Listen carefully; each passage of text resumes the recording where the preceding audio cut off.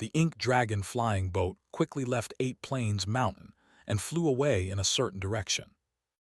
Not long after leaving 8 Plains Mountain, Han Li summoned some puppets to operate the flying boat in his stead, then cast several concealment and protective restrictions upon the flying boat, following which he made his way into the cabin of the boat before entering the F-lower branch domain with Xiaobai. Upon entering the domain, Han Li activated the celestial time formation and the heavenly wheel sundial to accelerate the flow of time inside.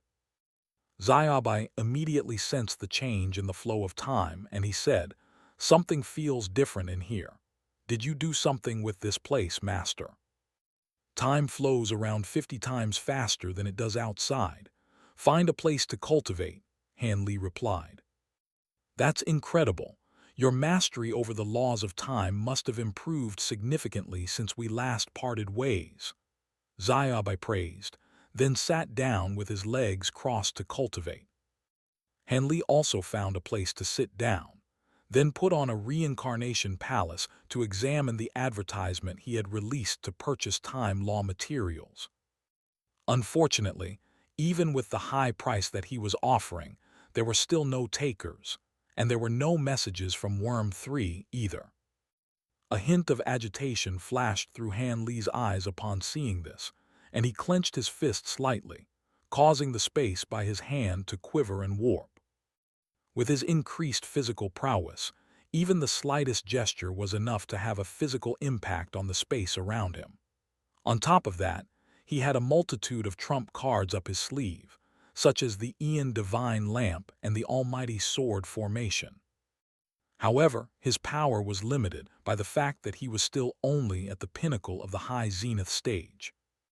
So long as the great encompassment stage remained out of his grasp, his potential would remain capped.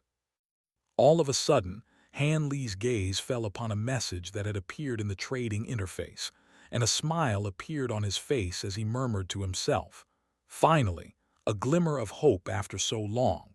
I suppose it can't hurt to give it a try." After that, he stowed the mask away, then sat down with his legs crossed and continued cultivating the Almighty Sword formation, as well as his mantra domain and reversal true axis abilities. On the northwestern border of the primordial land near the greater golden origin immortal region, many of the primordial tribes in the area had been forced to evacuate due to the pressure exerted by the heavenly court, leaving only some unintelligent primordial beasts behind. The beast cores, blood essence, bones, and other body parts of these primordial beasts were precious materials, so there were more and more cultivators drawn to the area on hunting trips. Even though there were no longer any primordial tribes present, there were still many hazards in the area. In addition to all of the primordial beasts, there were also many naturally occurring perilous areas that could trap and kill even high zenith and great encompassment cultivators. There was an area in this region where the mountains and ground were all black in color, and there was also a blanket of dark clouds in the sky with thick bolts of lightning flashing through them. Occasionally, the lightning would strike down from above, and the deeper one ventured into the area, the more frequent the lightning strikes became. In the deepest part of the area, lightning fell from the sky like a destructive waterfall, and it was as if the entire sky were falling. The lightning here came in all types of different colors, and just the mere sight of them was enough to raise goosebumps on the skin of the beholder. This lightning area was enormous, stretching as far as the eyes could see in all directions. The area was called the Five Light Lightning Region, and it was a very renowned perilous area near the greater golden origin immortal region. Occasionally, some cultivators could be seen near the Five Light Lightning Region, venturing into the area in search of treasures under the cover of all types of protective immortal treasures.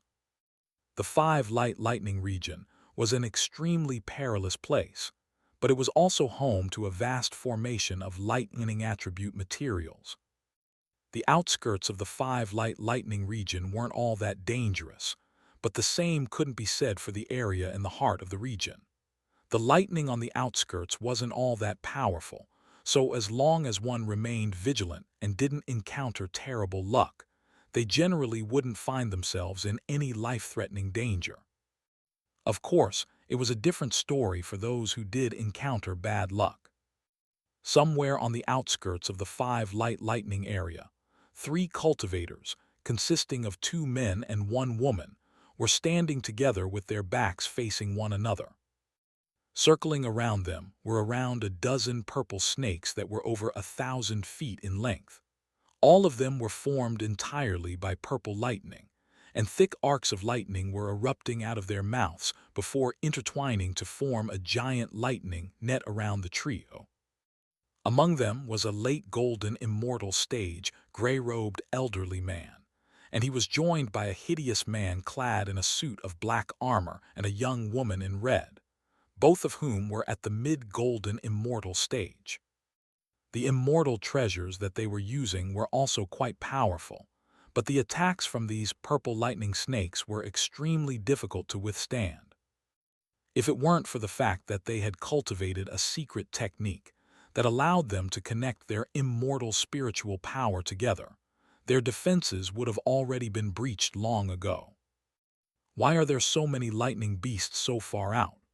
The armor-clad man yelled in an agitated voice as he conjured up a flurry of staff projections with a thick purple staff to keep the oncoming attacks at bay.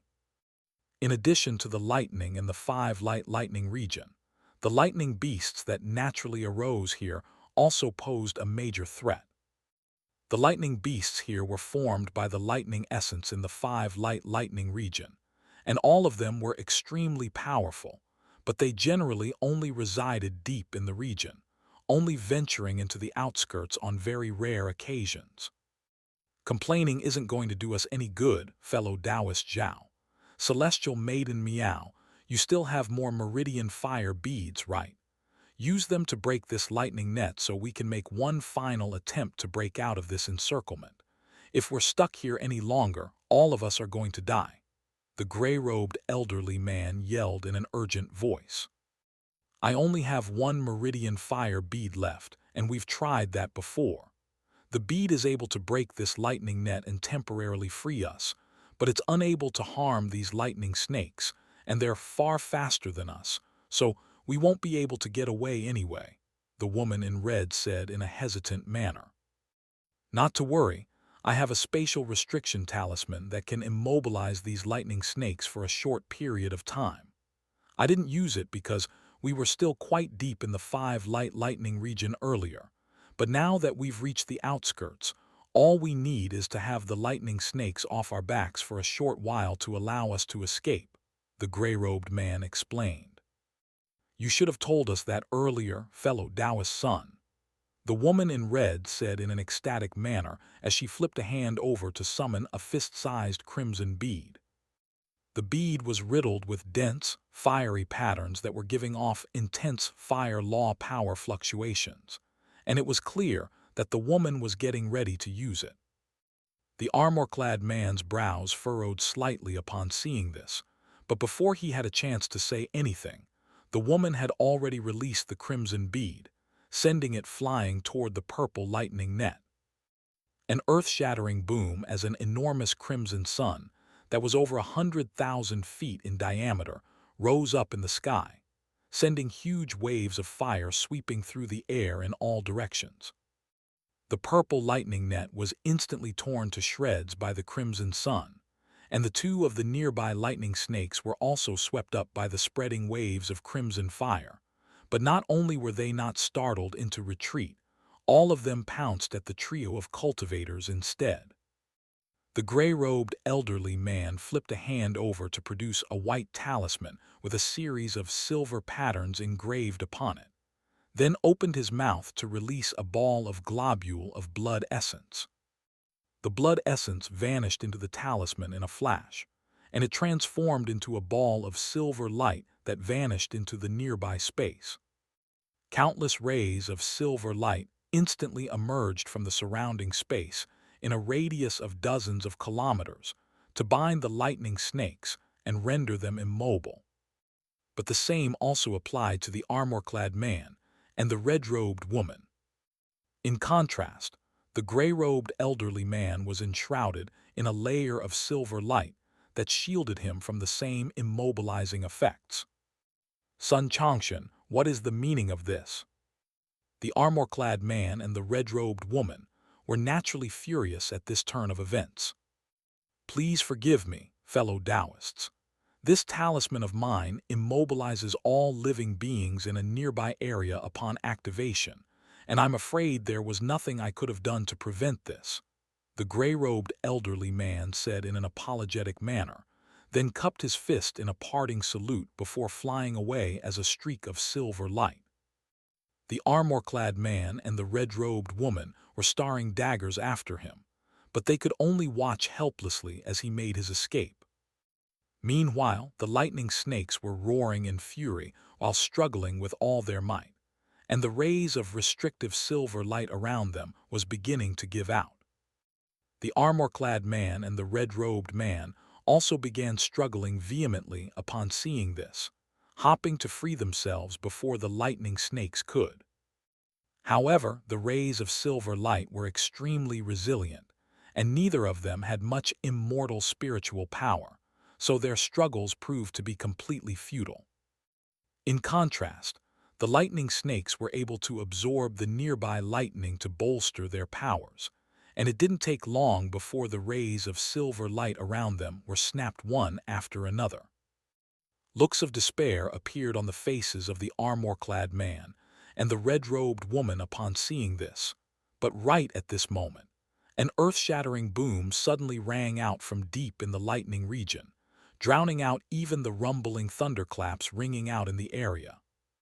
Immediately thereafter, 72 streaks of golden swordlight appeared in the distance, traversing through the lightning like 72 roaming dragons. Each streak of swordlight was giving off unrivaled sword intent and lightning law power fluctuations, and they were devouring all of the lightning in their path. Even though the streaks of swordlight were still very far away from the pair of trapped cultivators, their immense sword intent and law power fluctuations were clearly detectable even from afar. Such formidable lightning law power fluctuations, those have to be at least 5th-tier immortal treasures. Could it be that some great encompassment stage senior is refining their immortal treasures in the 5-light lightning region? The armor-clad man exclaimed. The lightning snakes seemed to have been intimidated by the powerful aura emanating from the streaks of swordlight, and they had turned to peer deep into the lightning region with wary looks in their eyes. The armor-clad man and the red-robed woman exchanged a glance with each other, following which the two of them yelled with all their might, "Save us, Senior!"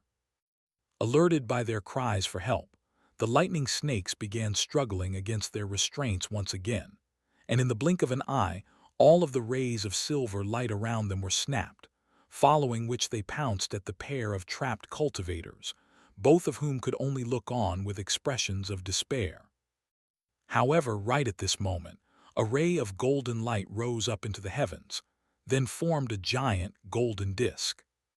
The 72 streaks of swordlight fused into the giant disk in a flash, following which the disk abruptly vanished, transforming into an enormous golden lightning cloud that was thousands of kilometers in size with countless arcs of golden lightning flashing within it. A chorus of harrowing howls rang out from within the golden lightning cloud, while countless spatial rifts appeared in the sky with radiant arcs of golden lightning springing out from within, presenting an awe-inspiring sight to behold. A burst of tremendous devouring force erupted out of the golden lightning cloud in all directions, causing the surrounding space to tremble violently. Everything within a radius of tens of thousands of kilometers were sent flying involuntarily toward the golden lightning cloud, and the lightning snakes and the two cultivators were no exception. In the blink of an eye, the pair of cultivators were sucked into the lightning cloud, and they found themselves in a murky golden space that stretched as far as the eye could see in all directions. Thick bolts of golden lightning were flashing rapidly through the air above the golden space, forming one lightning formation after another, and powerful lightning deities could be seen high up in the heavens, giving off incredibly destructive lightning law power fluctuations. As soon as the armor-clad man and the red-robed woman were sucked into the lightning cloud, the rays of silver light around them instantly disintegrated, restoring their freedom. But the immense pressure emanating from the lightning up above made them feel as if they had an enormous mountain weighing down upon them, rendering them even more immobile than before. The lightning snakes had also been immobilized nearby, and given their limited intelligence, they instinctively lashed out in retaliation, opening their mouths to release thick bolts of purple lightning to strike at the golden lightning above, but to no effect. All of a sudden, around a dozen bolts of golden lightning came crashing down from above to strike the lightning snakes on their heads, which instantly exploded like overripe watermelons. Arcs of golden lightning then spread over their headless bodies to tear them to shreds, reducing them to tiny arcs of golden lightning that were sucked into the golden lightning cloud, while armor-clad man and the red-robed woman looked on with astonished expressions. This is cardinal heavenly lightning, said to be the most destructive of the 36 heavenly lightnings, the armor-clad man exclaimed in a stunned manner. He was also a cultivator of the laws of lightning, and he hailed from a powerful sect, so he was very knowledgeable when it came to lightning attribute abilities, but he had no idea what this lightning space was. An astonished look also appeared on the red-robed woman's face upon hearing this. Right at this moment, a dull thump suddenly rang out overhead, and a majestic, golden, heavenly gate appeared within the golden lightning. The gate was etched with countless golden lightning runes, giving it a very antiquated appearance. A burst of suffocating pressure came crashing down from the heavenly gate, and it was over 10 times more potent than the pressure released by the golden lightning. The armor-clad man and the red-robed woman both threw up a mouthful of blood, as their complexions turned deathly pale, and they were on the verge of being crushed into mincemeat. They had thought that they had encountered their savior, but it seemed like they had jumped out of the frying and into the fire instead. Right at this moment, an azure-robed man appeared up above before making a hand seal, and the golden heavenly gate quickly faded away along with the surrounding golden space, exposing the three of them to the 5 light lightning region again. The immense pressure on the armor-clad man and the red-robed woman was instantly lifted, and they began gasping for air.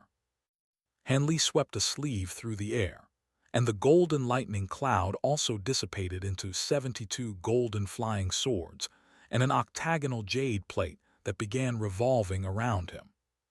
With another sweep of his sleeve, a burst of green light emerged, sweeping up the flying swords and the jade plate before sucking them up his sleeve.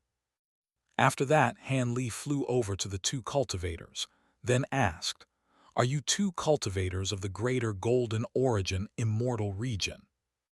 "That's right. My name is Zhao Sanlei, and I'm a disciple of the Divine Heaven sect. This is Celestial Maiden Miao, an itinerant cultivator. Thank you for saving our lives, Senior.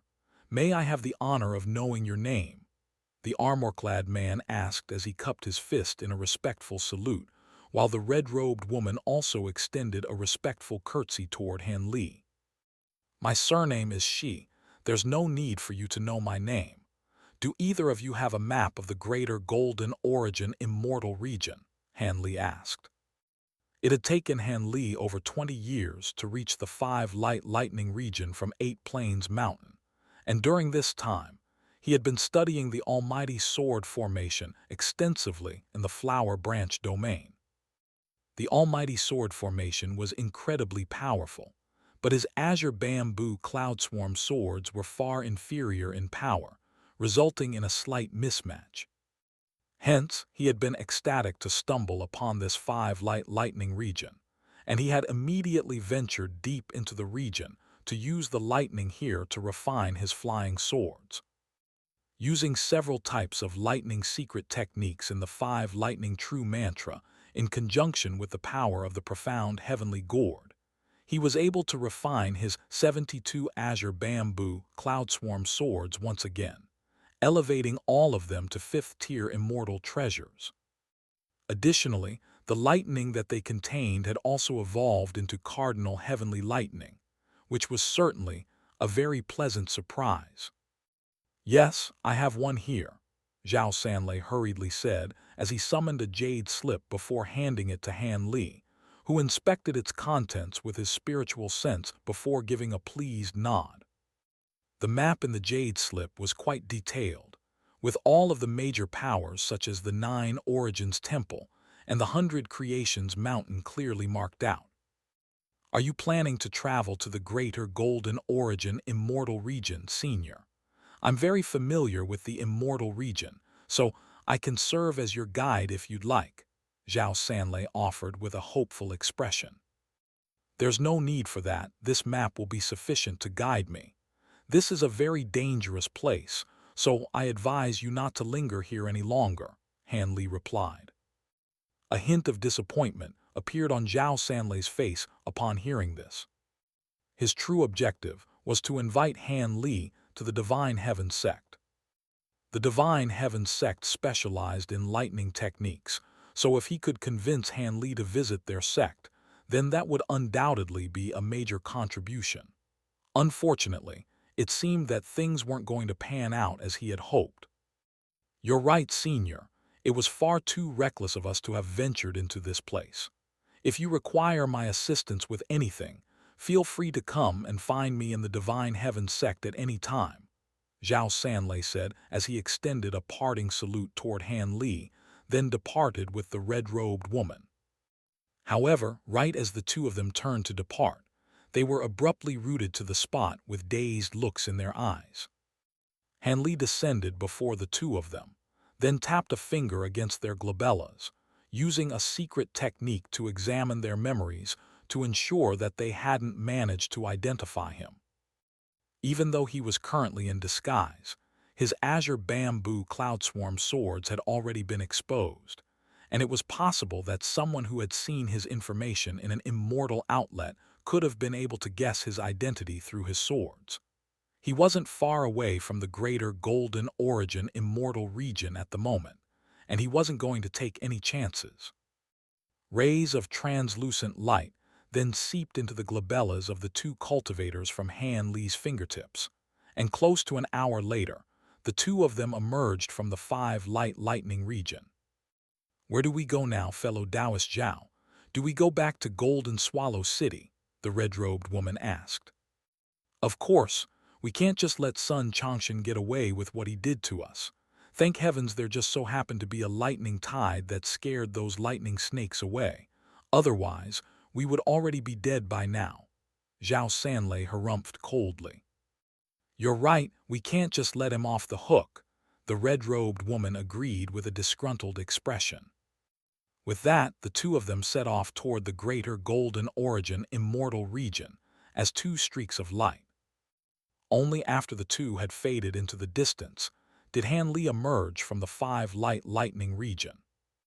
He had just altered their memories, erasing their encounter with him and replacing it with a false memory of a lightning tide that had startled the lightning snakes away, thereby saving their lives.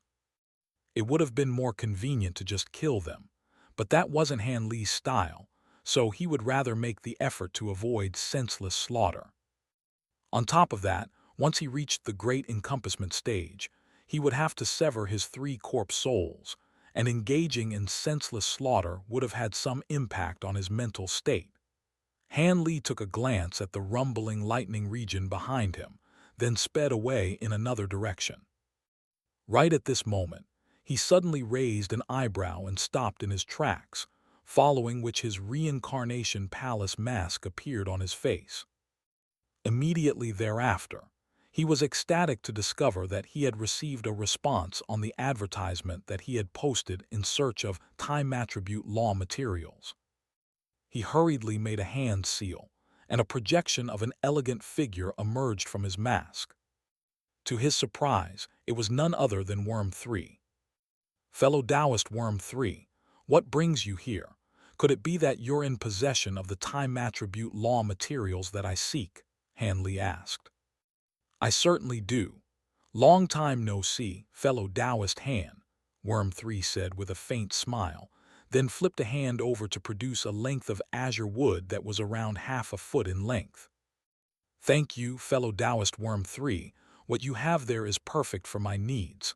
How many immortal origin stones would you like for it? Hanley asked. The length of wood was identical in appearance to the one that Patriarch Myro had tried to bestow upon him, and it was clearly the same type of material.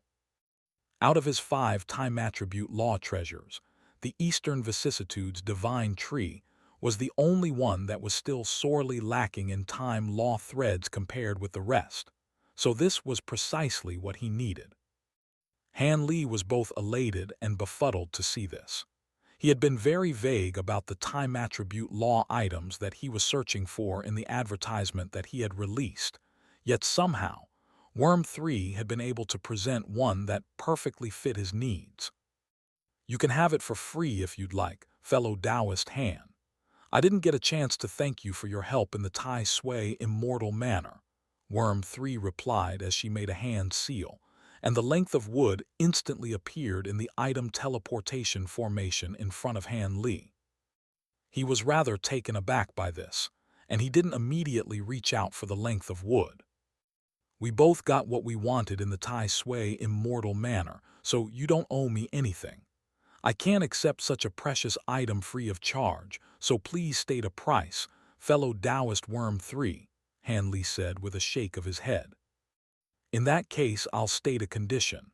Once the 9 Origins Temple mission commences, I want you to do me a favor as compensation for this item. What do you say? Worm 3 asked with a faint smile. What exactly is it that you would like me to do for you? Han Li asked as he raised an eyebrow. Rest assured, fellow Taoist Han, it won't be anything difficult or perilous.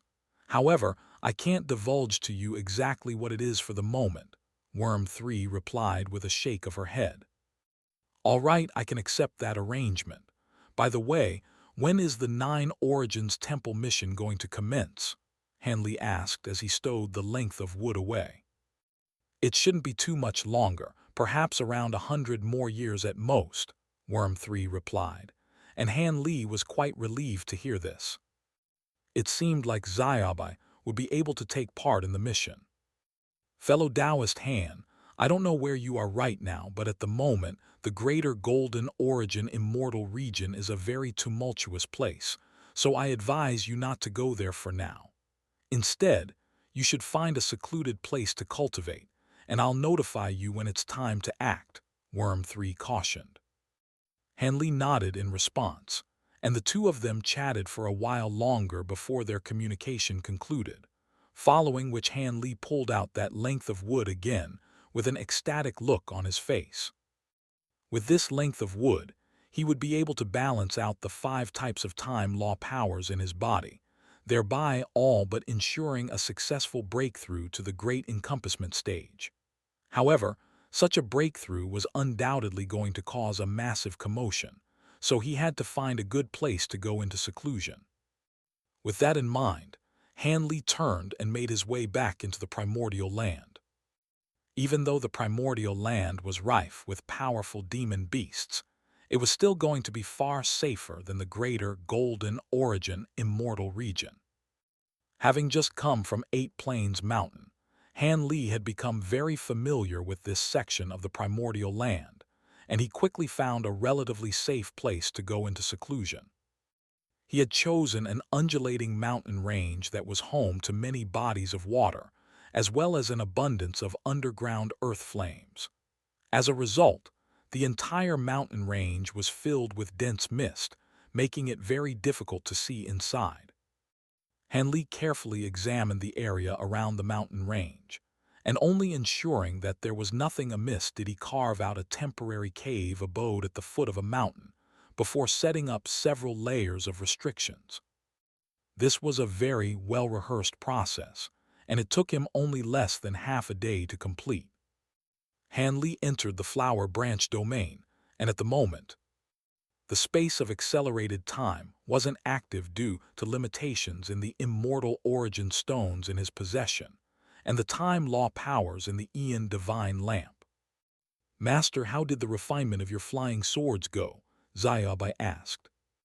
"It went quite well," Han Li replied. "That's great. How about we go to the greater golden origin immortal region right away to rescue boss?" Xiaobai eagerly proposed. "Now's not a good time. At my current cultivation base, our chances of successfully rescuing Jin Tong are still quite slim.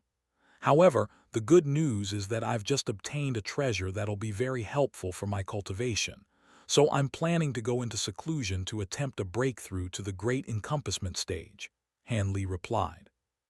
"If you can get to the Great Encompassment stage, we'll be able to rescue boss for sure. But will we have enough time for you to make your breakthrough? His Majesty only gave me 200 years, Xiaobai said as a concerned look appeared on his face. "Even if I manage to reach the Great Encompassment stage, I still wouldn't dare to say a successful rescue mission is guaranteed. In any case, we'll just have to do our best," Han Li mused.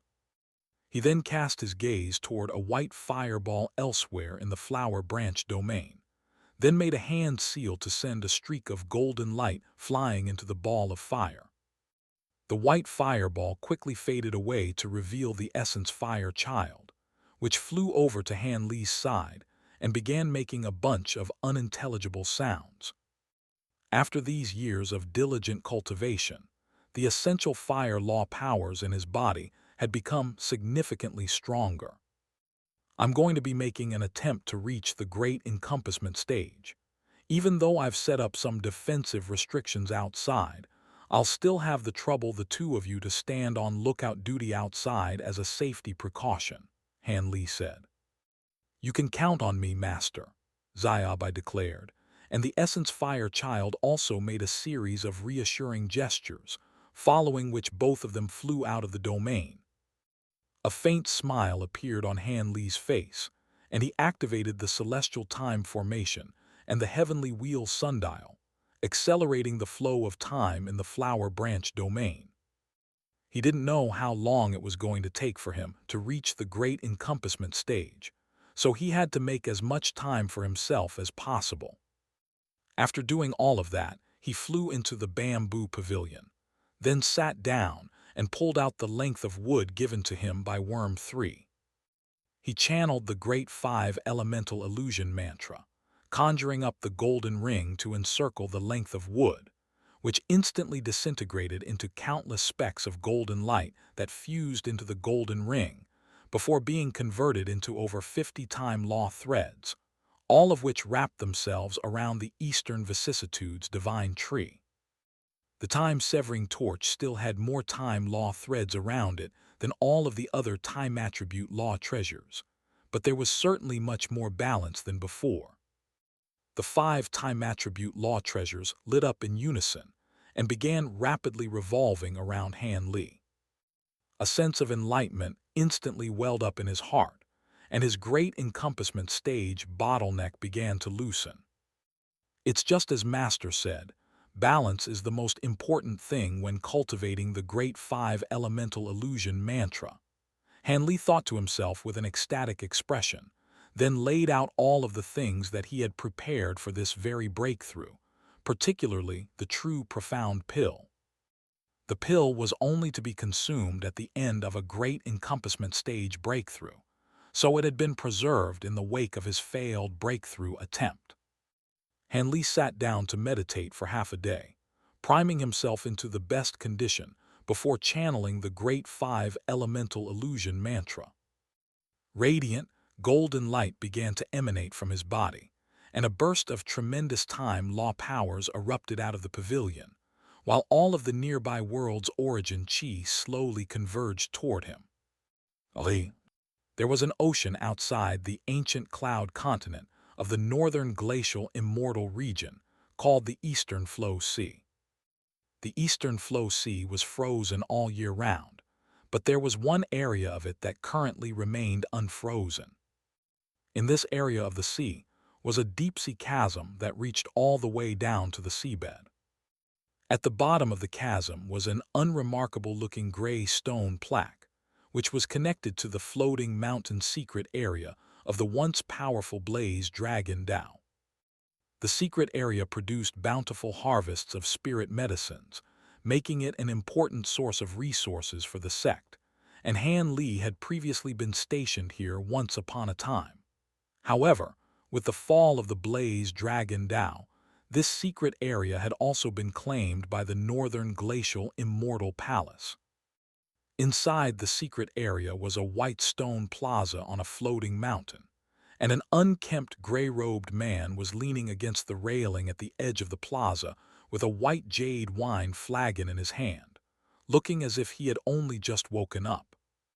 His eyes were bloodshot, and he was looking at the mountains floating in the air before him with a sullen expression.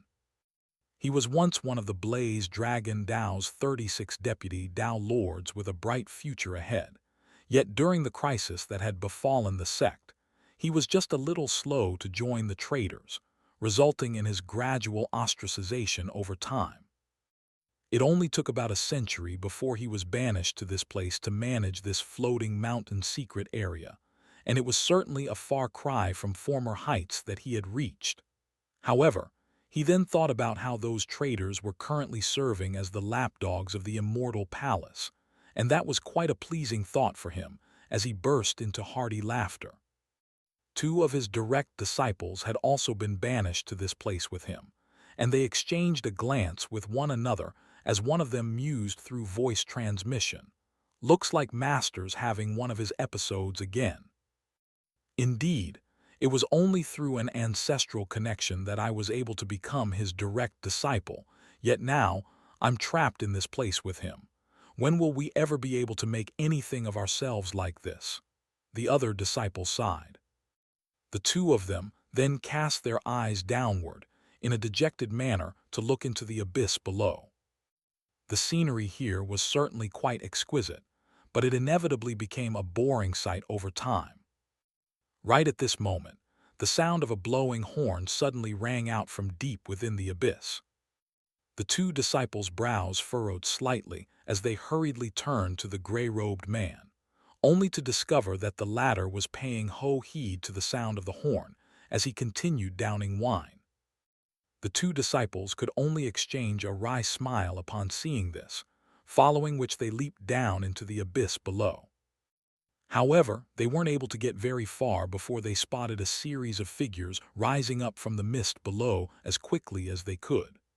As it turned out, it was thousands of outer sect disciples responsible for collecting spirit medicines in the valley, and a chorus of panicked cries could be heard ringing out amid agonized howls. "The white ghosts are coming."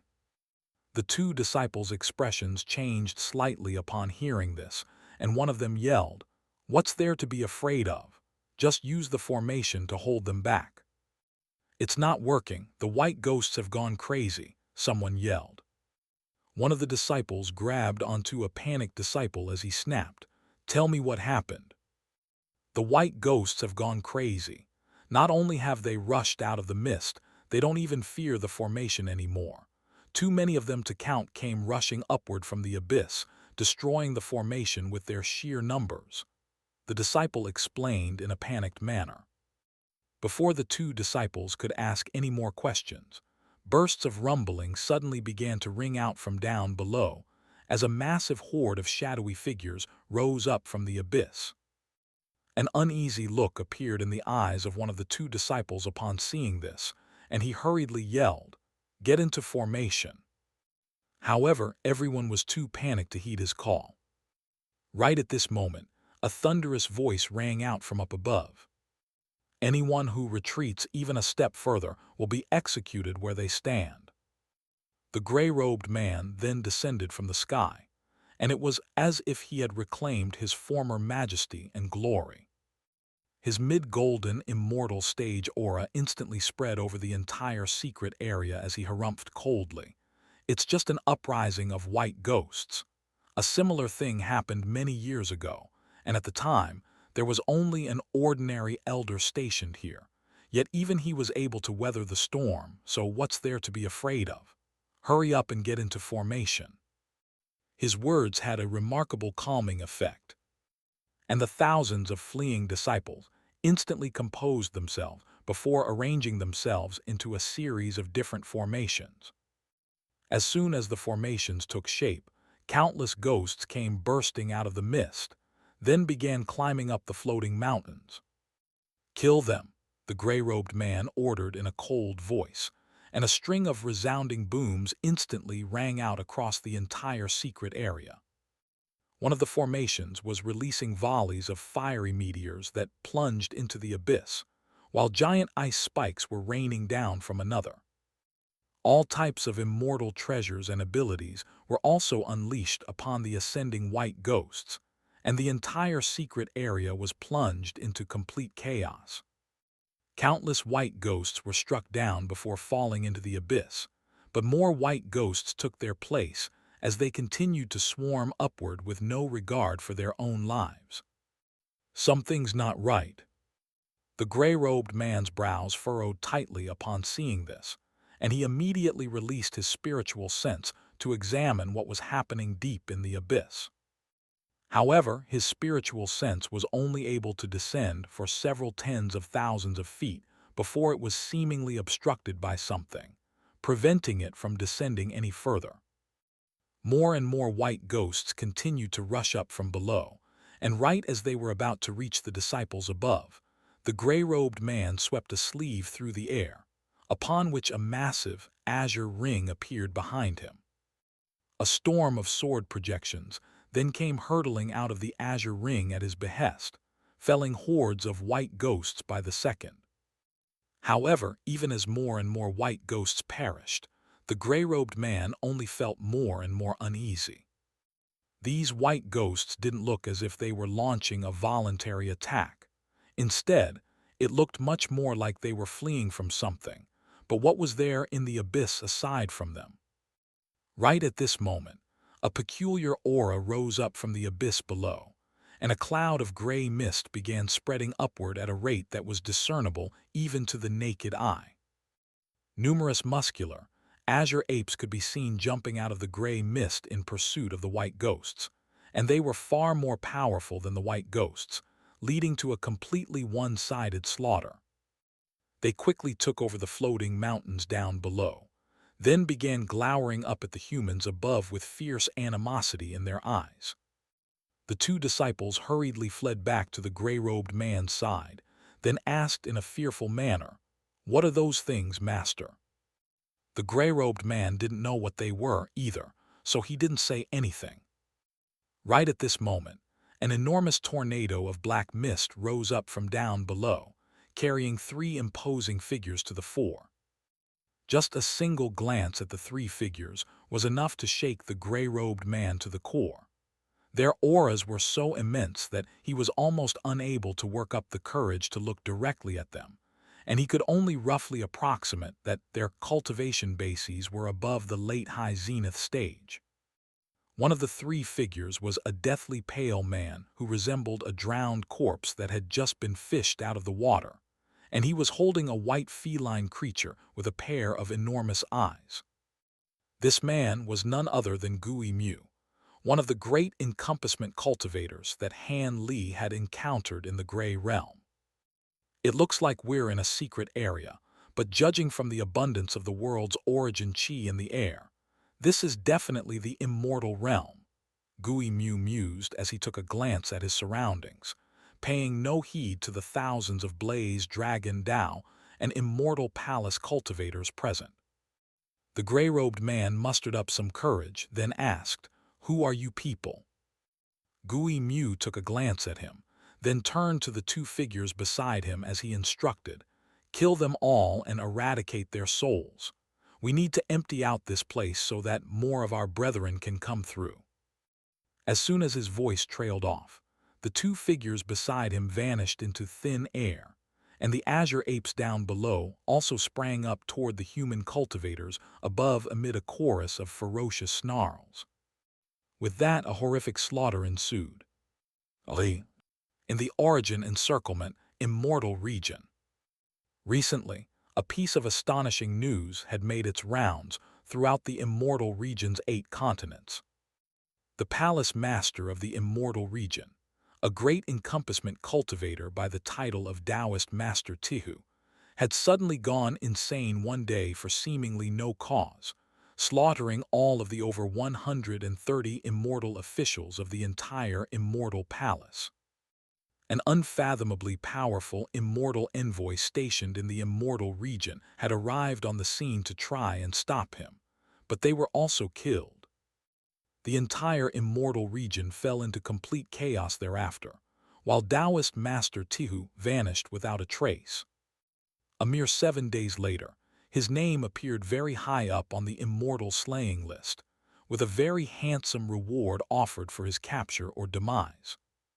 Following the event, some rumors began to spread, proclaiming that Taoist Master Tu hadn't suddenly gone insane.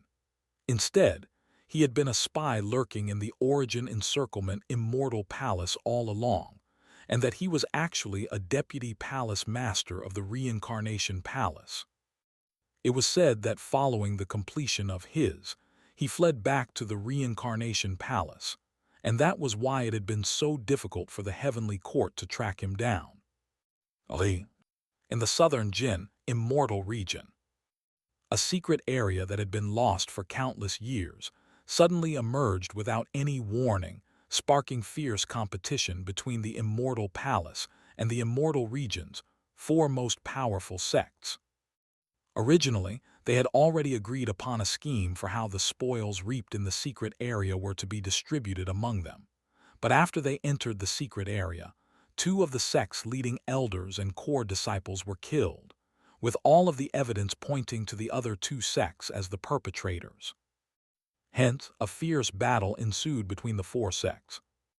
The battle was deemed to have severely affected the stability of the Immortal region, but right as the Immortal Palace was about to intervene, the 4 sects suddenly collectively turned on the Immortal Palace. As it turned out, during their battle, they had discovered some hidden signs, leading to the realization that this had been a ruse from the Immortal Palace all along to spark infighting among the 4 sects.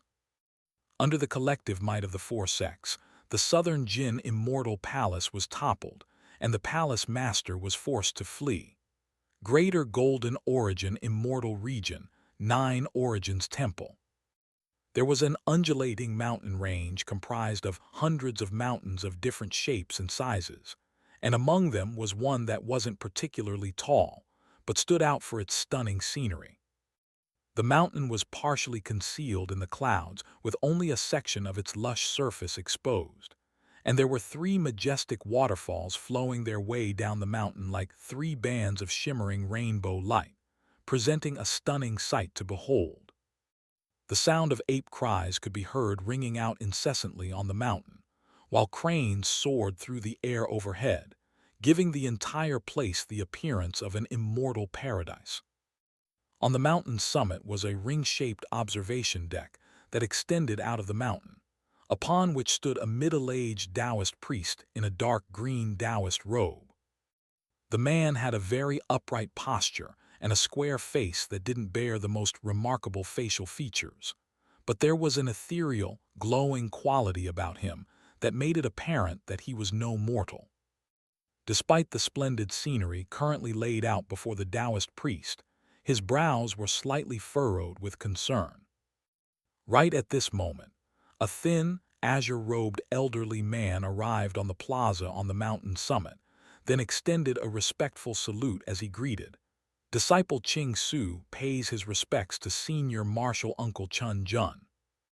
The middle-aged Taoist priest was known as Taoist Master Chun Jun in the Immortal region, and he was the final disciple of the 9 Origins Temple's founding patriarch, so he was a very senior figure both in the sect and in the entire Immortal region.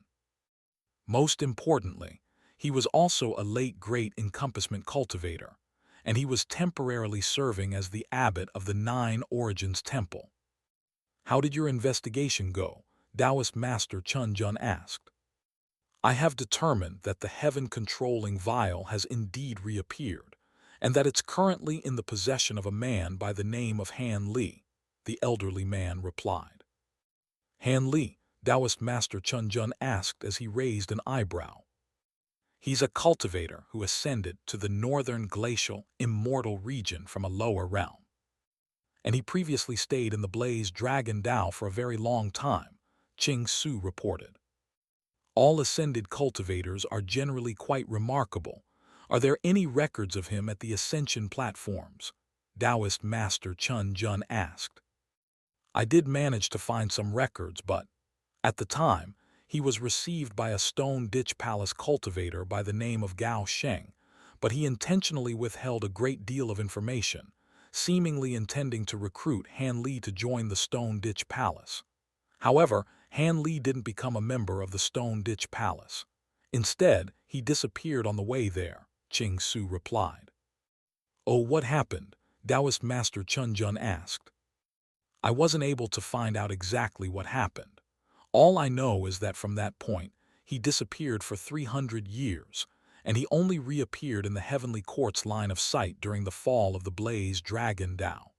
From there, he's traveled to many immortal regions and engaged in frequent conflicts with the Heavenly Court, but has been able to get away every single time. His most notable feat was storming into the lesser Golden Origin Immortal Palace on his own to wipe out a large number of cultivators, including Palace Master Dongfeng Bai. Ching Su replied. What's his cultivation base? Taoist Master Chun Jun asked. He's at the pinnacle of the high zenith stage, Ching Su replied. Just as I thought, all ascended cultivators are remarkable figures. The fact that he possessed the courage and power to eradicate an entire immortal palace on his own is certainly nothing to scoff at. I'm assuming Shi Chan also perished by his hands as well. Is that right? Taoist Master Chun Jun asked. Prior to the return of Junior Marshal niece Lan Yan, she did report back that Shi Chan had perished by his hands. After that, Junior Marshal's sister Miao Fa had gone after Han Li in person, but he was able to escape again due to Kai Meng's untimely intervention. From there, he's disappeared once again, and we are currently unaware of his whereabouts, Ching Su replied. Taoist Master Chun Jun's brows furrowed slightly upon hearing this, and he said, recovering the heaven-controlling vial is an extremely important matter for our Nine Origins Temple, so this matter must be taken seriously. At the moment, Junior Marshal's sister Miao Fa is still searching for him, and a third of all of our Nine Origins Temple spies have been sent out for that cause as well, so it should only be a matter of time before we track him down, Ching Su replied. Right now, many signs of unrest are beginning to arise in the immortal realm. The immortal regions under our jurisdiction have also been far from peaceful, particularly the Heavenly Star Immortal region and the Shared Fate Immortal region. Even my two senior martial brothers have been forced to travel to those immortal regions to quell the unrest there. With Miao Fa also absent, there are only 3 holy envoys left in the palace, and half of the 8 saints are also out on various missions. At a time like this, we must be extra vigilant to ensure that nothing disturbs the patriarchs from their seclusion, Taoist Master Chun Jun sighed. Rest assured, Senior Marshal Uncle, no one would dare to cause trouble in our Golden Origin Immortal region, Ching Su replied. By the way, how is that gold-devouring immortal doing? Taoist Master Chun Jun asked.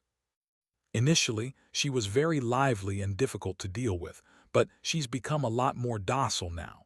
It seems like she's already grown accustomed to living in our temple, Ching Su replied with a faint smile.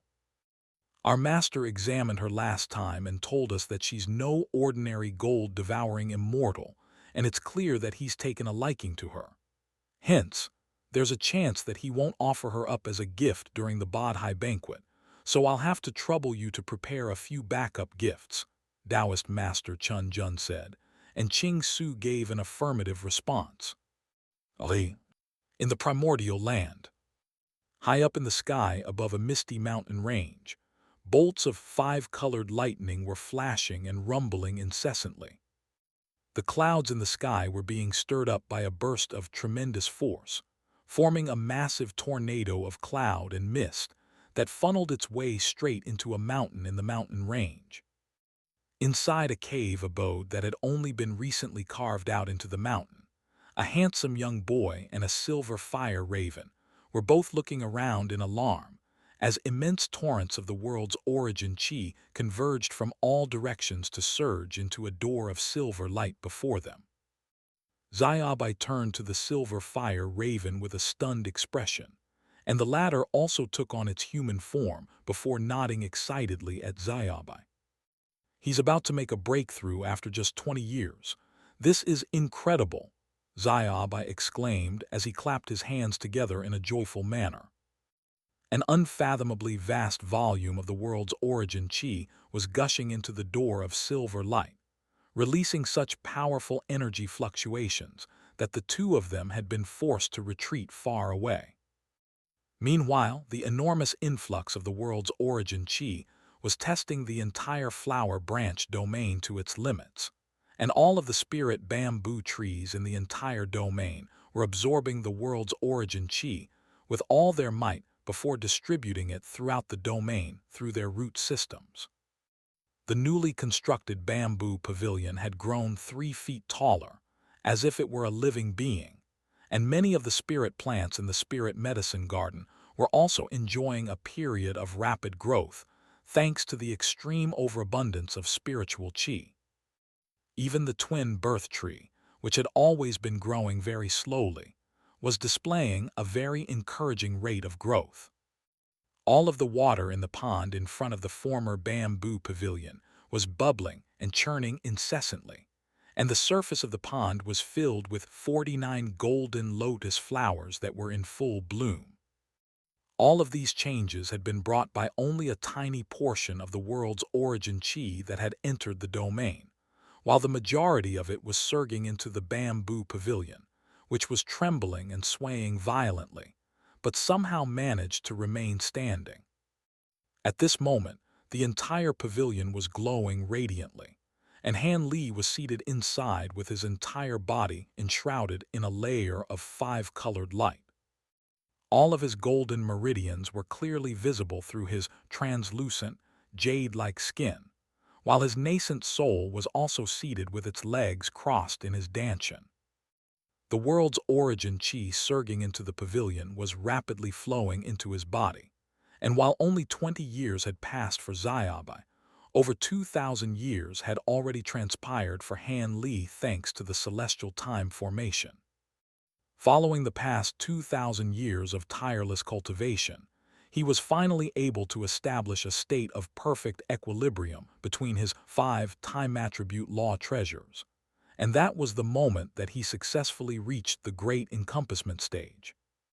All of a sudden, his eyes sprang open, and 2 beams of blinding golden light shot out of his pupils, while all of the lingering world's origin chi around him was sucked into his body at once.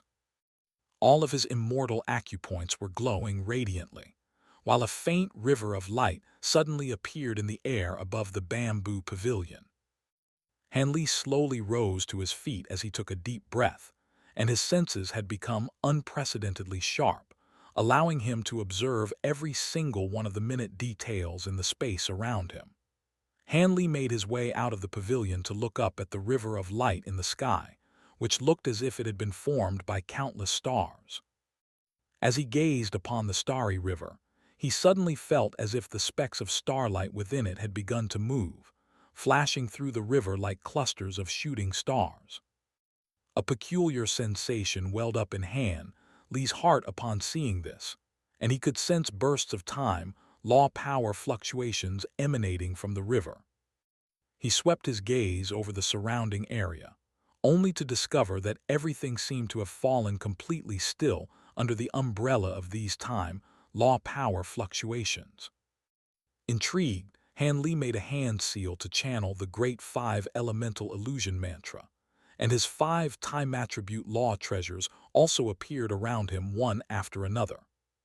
The 5 law treasures then flew into the river of light overhead, and the time law treasures within them flew out before fusing with the river of light. The river of light instantly began to glow with dazzling, golden radiance that descended from above to inundate the entire flower branch domain, basking the entire space in a layer of time law power fluctuations. Han Li was rather alarmed to see this, thinking that all of his time law threads had vanished without a trace, and he hurriedly swept a sleeve through the air to conjure up a huge time spirit domain to encompass the entire flower branch domain. He then attempted to summon his time law threads back to himself through the spirit domain, but to no avail. Meanwhile, as soon as his spirit domain appeared, numerous translucent Tao runes had begun flying out of his 5 time attribute law treasures to fuse with the space within the spirit domain. Bursts of formidable energy fluctuations began to spread through the spirit domain, and the mantra-treasured axis rose up from behind to transform into a round full moon in the sky. The full moon was giving off rays of golden light that shone down upon the entire spirit domain, and the light was just as bright as the sun on a hot summer's day, but it gave off no heat at all.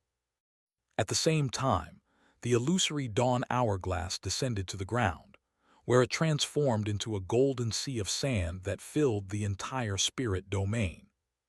A peculiar sensation welled up in Han Li's heart upon seeing this. It seemed that something about his time attribute law treasures had changed in the wake of his breakthrough. Even after it had risen up into the air, the mantra-treasured axis remained rather illusory in appearance. However, specks of golden light were fusing into it from all directions, and its connection with the spirit domain was becoming deeper and deeper, as if they were about to fuse as one. Is my spirit domain evolving to the creation tier? A stunned look appeared on Han Li's face upon seeing this, but the surprises didn't end there. All of a sudden, the clear time vial fell down onto the sea of golden sand, and the golden liquid within came flowing out. Not only did the golden liquid not seep into the illusory dawn sand, it continued to accumulate rapidly, and before long, it had formed a shimmering, golden river. The river was able to manipulate the landscape, shifting the sand on the ground to create mountains and valleys. Immediately thereafter, the Eastern Vicissitudes divine tree also descended onto the ground below, where it transformed into lush forests that spread rapidly in all directions. Just like the full moon overhead, all of these manifestations began to slowly fuse with the spirit domain. At this point, it had become abundantly clear to Han Li what was happening, and he leaped up into the air before sitting down with his legs crossed in a suspended fashion.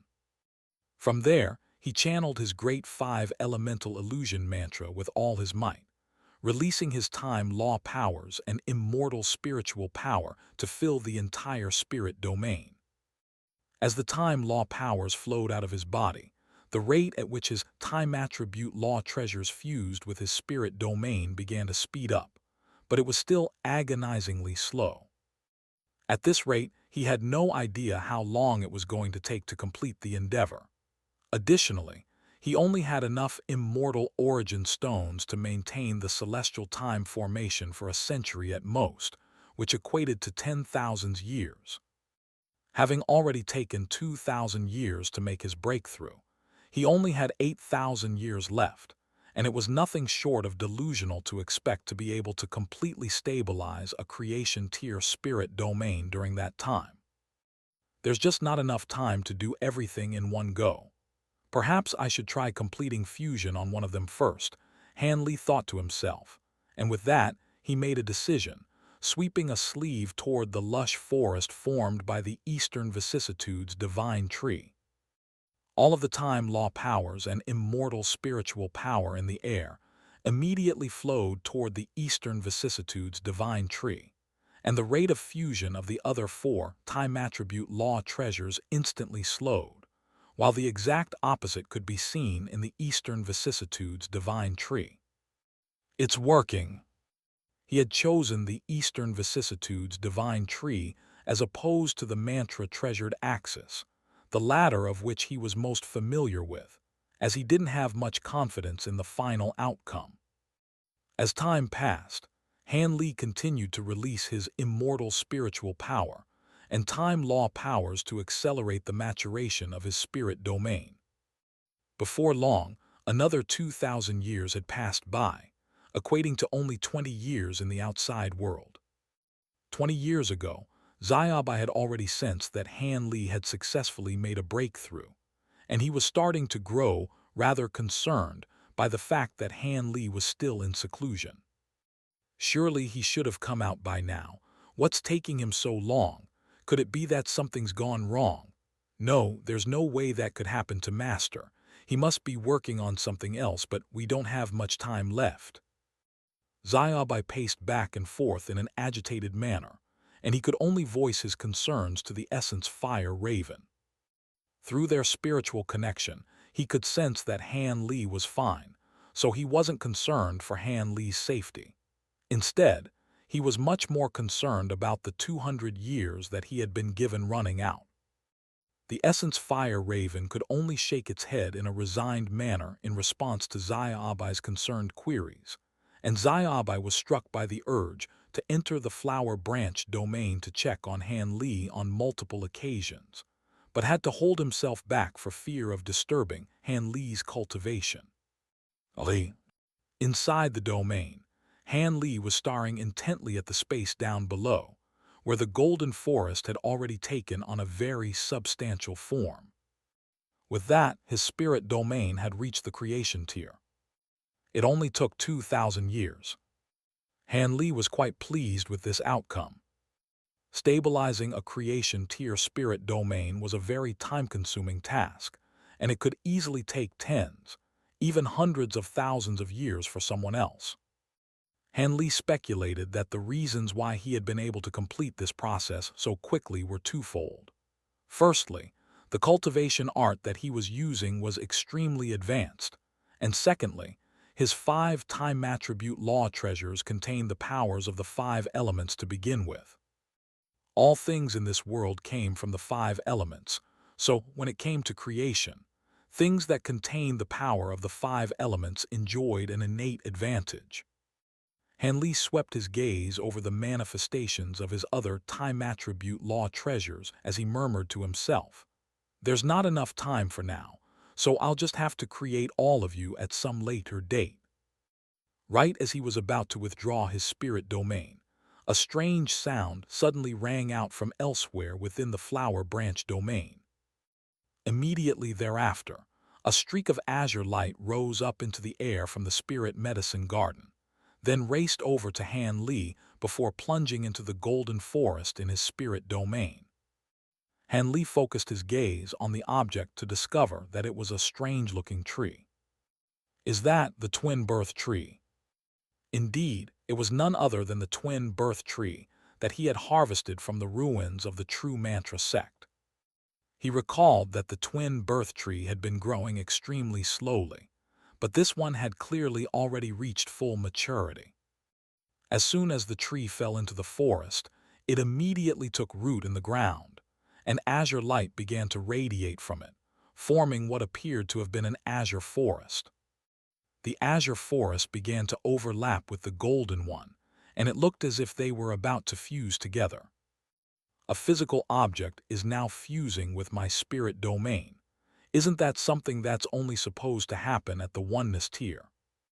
Oneness tier spirit domains transcended beyond creation and spirit form tier spirit domains, as they could integrate things that contain the same type of law powers as itself, thereby giving the spirit domain a physical form, allowing it to completely dominate spirit domains of the previous 2 tiers. In a oneness tier spirit domain, the cultivator was essentially one with the heavens, presiding over the spirit domain like a supreme ruler, granting them virtual invincibility against enemies. Han Li waited patiently for the twin birth tree to completely fuse with his Eastern Vicissitudes divine tree, but right at this moment, the celestial time formation suddenly shuddered violently, and the light that it was radiating filled the entire Flower Branch domain, completely outshining his spirit domain. Han Li's brows instantly furrowed slightly upon seeing this. Have I run out of immortal origin stones? Right at this moment, a burst of radiant, golden light rose up from the center of the formation, then began racing toward Han Li. Enveloped within the golden light was none other than the heavenly wheel sundial. He was worried that the sundial would interfere with the evolution of his spirit domain, so he made a grabbing motion toward it, attempting to intercept it in its tracks, but the sundial abruptly veered away from its original course, flying up toward the mantra-treasured axis hanging in the sky. A resounding boom rang out as the heavenly wheel sundial exploded upon making contact with the mantra-treasured axis. But strangely enough, the sundial only disintegrated in physical form following its explosion, while the metal attribute time law powers within it transformed into a burst of golden light that fused with the mantra-treasured axis. The golden light began to wrap itself around the mantra-treasured axis, and the latter began to take on a more substantial form while glowing brighter and brighter. Given what had just happened with the twin birth tree, Han Li was already somewhat prepared for this outcome, but he was still ecstatic nonetheless. Never had he imagined that this stint of seclusion would be so bountiful. However, what was rather perplexing to him was the fusion of the twin birth tree had been facilitated on the basis of the successful creation of the forest formed by the Eastern Vicissitudes divine tree, while the mantra-treasured axis hadn't reached the creation tier yet. So how was it fusing with the heavenly wheel sundial? Could it be that his spirit domain had skipped the creation tier altogether? All of a sudden, Han Li noticed that his spirit domain had begun rippling very minutely.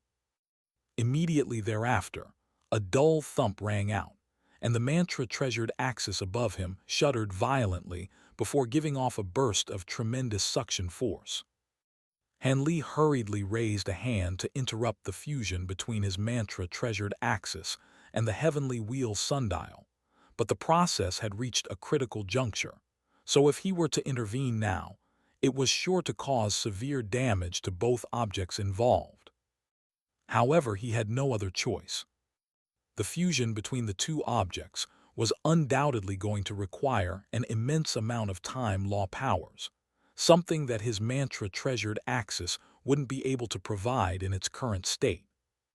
The time law powers in his body had already been exhausted to support the fusion between the twin birth tree and the Eastern Vicissitudes divine tree, so he was unable to provide any support to the mantra-treasured axis. His concern was that the mantra-treasured axis would forcibly absorb the power of his time-spirit domain to reciprocate itself. Sure enough, the suction force coming from the mantra-treasured axis was becoming stronger and stronger, while his spirit domain had begun trembling violently, and rays of golden light were splitting off from it before rising up toward the mantra-treasured axis. Han Li immediately reached out with both hands, forming a pair of massive hand projections that grabbed up toward the mantra-treasured axis. The space up above began to ripple from the force exerted by the pair of hand projections, compressing toward the mantra-treasured axis in an attempt to sever its connection to his spirit domain, but his efforts proved to be completely futile. Before the hand projections could close themselves around the mantra-treasured axis, they were kept at bay by the rays of golden light emanating from it. These rays of light contained extremely pure time law powers that even Han Li wasn't able to overcome, and he could only watch as his spirit domain began to disintegrate bit by bit. Of course, he wasn't just going to passively allow everything to unfold. The Eastern Vicissitudes divine tree down below began to sway violently at his behest, releasing a burst of immense time law powers that rose up into the air. At the same time, a layer of golden sand rose up from the ground, while the winding river down below also ascended into the heavens. Simultaneously, a fiery meteor shower came raining down from above, and the entire spirit domain was plunged into a state of chaos as the four bursts of time law powers clashed against the full moon formed by the mantra-treasured axis. A resounding boom rang out, accompanied by an explosion of golden light, as waves of golden ripples swept through the entire spirit domain. A burst of time law power fluctuations surged out of the celestial time formation as well. But not only did the two not clash against one another, they fused together to enshroud the entire spirit domain in a burst of peculiar power. Immediately thereafter, his spirit domain rapidly shrank down until it was only encompassing an area with a radius of several hundred feet around Han Li. He felt as if the space outside the spirit domain had completely fallen still. The forest was no longer swaying, the mist was no longer rising, and even the seemed to have stopped blowing. At the same time, the suction force released by the mantra-treasured axis and the heavenly wheel sundial overhead had also faded away, and it seemed that the two were beginning to fuse in a far more placid and stable manner. Han Li was rather perplexed by this, and he couldn't make sense of what had just happened. He made a hand seal to try and withdraw his spirit domain, only to discover that it refused to heed his command. An alarmed look appeared on his face as he rose up into the air, attempting to leave the flower branch domain, only to find himself trapped within the confines of his own spirit domain. This is certainly troublesome. Clearly, the fusion of the heavenly wheel sundial and the mantra-treasured axis had triggered some type of change in the celestial time formation and his spirit domain, resulting in his entrapment. After taking a moment to compose himself, he quickly thought of a way out, seeing as he was trapped here due to his loss of control over his spirit domain. He should be able to get out of this predicament by regaining control of the spirit domain. However, that was not going to be a simple process. His mantra-treasured axis was currently in the process of evolving to the oneness tier, and if he wanted his spirit domain to return to normal, that was an issue that he would have to address. The problem was that he didn't have sufficient time law powers to support the mantra-treasured axis through this process. Thankfully, this space had stabilized itself for now, so as long as he continued to cultivate the Great Five Elemental Illusion mantra to accumulate more time law powers, he would eventually be able to complete the process. With that in mind, a dismayed look appeared on his face. Assuming that the celestial time formation was still operating as normal, he only had around 6,000 years left, but he could easily be trapped in his spirit domain for tens of thousands of years. In any case, he had no choice but to embark on this path. Having made up his mind, he immediately sat down with his legs crossed and continued to cultivate. Several thousand years flew by in a flash.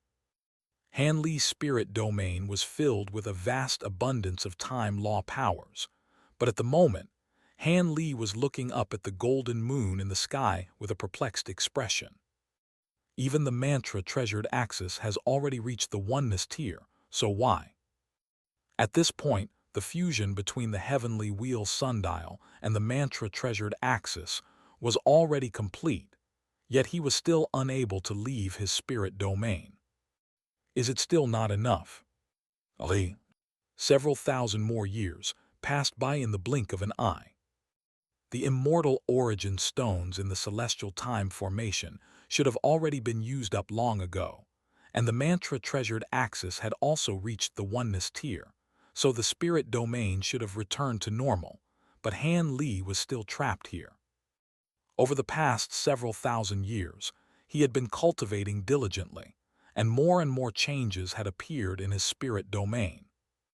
Outlines of mountain ranges had already begun to appear on the ground below, and they were also looking more substantial, not as much as the lush forest that grew upon them, but they had clearly also reached the creation tier. However, the river of time remained illusory and hollow, clearly yet to reach the creation tier like the mountains. Why? Han Li roared in a frustrated manner as he leaped up and threw a punch at his own spirit domain. A massive, golden fist projection erupted out of his fist, crashing into the spirit domain with an earth-shattering boom. However, the golden light barrier above only rippled violently for a moment before settling down again. After venting his frustrations through his fist, Han Li was feeling a little less agitated, and he sat back down again. There was no point in wallowing in frustration, so he may as well take this time to continue cultivating. Perhaps I'll be freed once all of my other time attribute law treasures also reach the creation tier, Han Li thought to himself. Over 90,000 years flew by in a flash. Everything in the flower branch domain remained completely unchanged, a perfectly still snapshot in time. Han Li remained seated in his spirit domain, looking rather haggard and unkempt. The situation that he was in was far more troublesome than he had anticipated. As early as 20,000 years ago, all of his time attribute law treasures had already reached the creation tier, elevating the entire spirit domain to the creation tier. Among them, the mantra-treasured axis and the Eastern vicissitudes divine tree had even gone a step further, reaching the oneness tier.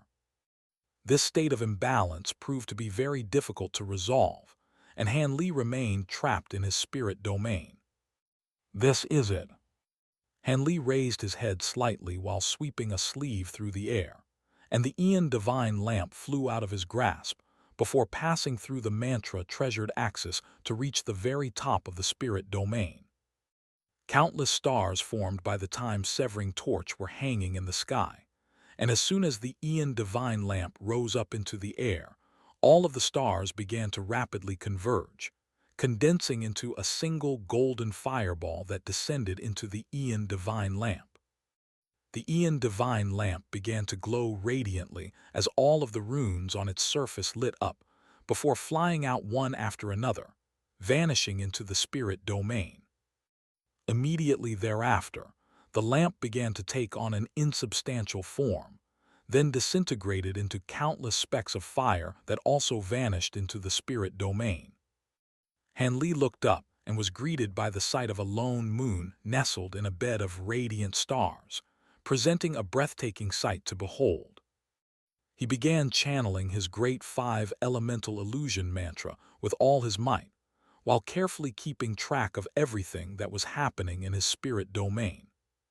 The entire spirit domain was teeming with life, thanks to the exuberant, green glow emanating from the Eastern vicissitudes divine tree forest, but the river of time remained insubstantial in form, giving it the appearance of an illusion hovering on top of the mountains below.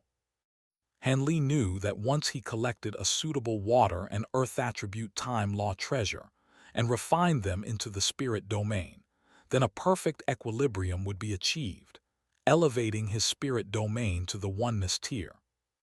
Let me see just how much longer you can trap me here. A look of steely resolve appeared on Han Li's face as he raised both hands to the heavens. The full moon above his head instantly began to radiate dazzling, golden light, while the ground incessantly as countless branches and vines came extending out of the Eastern vicissitudes divine tree forest. However, the golden light was unable to spread beyond the confines of the spirit domain, while the roots of the twin birth tree were also unable to spread out of the spirit domain. As soon as they emerged from the spirit domain to extend into the earth of the outside world, they would immediately wither away into nothingness. Han Li was already accustomed to this, as he had already attempted the same thing many times before. His hope was that if he could extend his power out of the spirit domain to damage the celestial time formation, then perhaps he would be able to break out of this predicament. Only attacks that were imbued with immense time law powers had any hope of bursting through the spirit domain, and all of his time attribute law treasures had already fused with the spirit domain, so he could only use the power of the spirit domain to try and achieve this objective. The problem was that the mantra-treasured axis and the Eastern vicissitudes divine tree didn't excel in offensive prowess, which was why he had invested the time to elevate the time-severing torch to the creation torch, following which he infused the Aeon divine lamp into it. The countless specks of fiery starlight in the sky came plummeting down from above at his behest, and as they descended, they transformed into a barrage of giant fireballs that crashed down with awe-inspiring power. A burst of violent rumbling rang out as the entire spirit domain was plunged into complete chaos, and the mountain range formed by the illusory dawn sand was instantly razed to the ground, reduced to a sea of golden sand. The ground beneath the spirit domain was also severely ravaged, sending powerful shockwaves that spread all the way to the bamboo pavilion. A formation core that had been set up there was instantly damaged, causing the entire celestial time formation to cease operating. Immediately thereafter, a symbol that belonged to the heavenly wheel sundial on the mantra-treasured axis up above dimmed as a result, and the time law powers emanating from it also rapidly abated. The spirit domain instantly reverted back to its original size to encompass the entire flower branch domain, and Han Li was finally free. A mixture of elation and remorse welled up in his heart at his newfound freedom. If he hadn't been so greedy and triggered the process to elevate his spirit domain to the creation tier, then he wouldn't have been trapped here for so long. At this point, Xiaobai had surely already been summoned back to the primordial land, and the reincarnation palace mission against the Nine Origins Temple had to have been an event of the distant past. In any case, the damage was already done, so there was no point in crying over spilled milk. Han Li swept a sleeve through the air to withdraw his spirit domain, then packed up the celestial time formation. He made his way over to the bamboo pavilion, then leaned down to pick up an immortal origin stone from the formation core. How could this be? Han Li was bewildered to discover that the immortal origin stone was still glowing, albeit only very faintly, indicating that there was still some residual immortal spiritual power left within it. Right at this moment, Xiaobai suddenly came bursting into the bamboo pavilion, and as soon as he caught sight of Han Li, he immediately began complaining. "What have you been doing in here, master? I was worried, so I came to check on you, but the door was sealed shut." A puzzled look then appeared on his face at the sight of Han Li's haggard appearance. "You didn't go back to the primordial land?" Han Li asked in a perplexed manner. "Why would I go back to the primordial land? What happened to you, master?" Xiaobai asked in a wary manner, thinking that Han Li had perhaps suffered qi deviation during his seclusion, thereby affecting his mental faculties. Han Li's brows furrowed slightly, as he gave Xiaobai a brief recount of what he had experienced during his time in seclusion. "So you were in here for 2,000 years, then another 2,000 years, then over 90,000 years. That's over 100,000 years. It doesn't make any sense," Xiaobai exclaimed. "How many years have passed in the outside world?" Han Li asked. "Only 50 years, Xiaobai replied. Han Li was rooted to the spot in disbelief upon hearing this, and his dumbstruck display only served as further evidence in Xiaobai's eyes that he wasn't in a sound state of mind. Right at this moment, he suddenly noticed Han Li's aura, and his eyes instantly lit up as he exclaimed in an ecstatic manner, "Master, you've reached the great encompassment stage." Han Li was snapped back to his senses by Xiaobai's yell of elation, and he murmured to himself, "No wonder there's still some immortal spiritual power left in these immortal origin stones. It all makes sense now." "What are you talking about, master? I'm getting really confused," Xiaobai whined. Originally, the celestial time formation was only able to accelerate the flow of time by 100-fold. So the first 4,000 years that I spent in my spirit domain equated to 40 years in the outside world. However, for some reason, once the heavenly wheel sundial began fusing with my mantra-treasured axis, the rate of time acceleration was significantly increased to around 10,000-fold, which means that only 10 years passed in the outside world during the final 100,000 years of my seclusion, Han Li explained. Xiaobai was struggling to make sense of all of this, but one thing that he did manage to understand was that Han Li had cultivated for 100,000 years during the final decade that he had spent in here. "That's incredible," Xiaobai exclaimed. "It certainly turned out well, but I was almost trapped in there indefinitely," Han Li said with a hint of lingering fear in his eyes. "In any case, the outcome is good, and that's all that matters," Xiaobai said with a smile, and Han Li nodded in response. If he could somehow replicate this set of special circumstances, then that would be unfathomably beneficial to his future cultivation. "Where's the Essence Fire Child?" Han Li asked. "It's still outside on lookout duty. I decided to come in once I noticed that the restriction in the flower branch domain had been lifted," Xiaobai replied. "Sorry to make the two of you worry," Han Li sighed. "How does it feel to have reached the great encompassment stage?" Xiaobai asked with a smile. "There were some mishaps in my earlier cultivation, so my spirit domain is yet to be fully consolidated. Seeing as we still have some time, I'll stay in here for a while longer to consolidate my cultivation base," Han Li said. "No problem. I'll go tell the Essence Fire Child. It's really worried about you as well," Xiaobai replied, and Han Li nodded in response with a faint smile. Following Xiaobai's departure, Han Li released his spirit domain once again to encompass the entire flower branch domain, then snapped his fingers to conjure up all of his time attribute law treasure manifestations. As he walked through the spirit domain, he was able to bend and shift the environment to his will with just his thoughts, and after taking some more time to familiarize himself with his spirit domain, he felt a little more confident about his chances of staging a successful rescue of Jin Tong. Over 10 years flew by in a flash. Greater Golden Origin Immortal Region, Gilded City. Gilded City was situated in the northwestern part of the Greater Golden Origin Immortal Region, and it was one of the Immortal Region's largest cities, ranking alongside the likes of 9 Origin City, Golden Origin City, and 100 Creation City, home to the 9 Origins Temple, the Golden Origin Immortal Palace, and the 100 Creations Mountain, respectively. In contrast with the other 3 major cities, Gilded City wasn't ruled over by any superpower, so it was a relatively free place.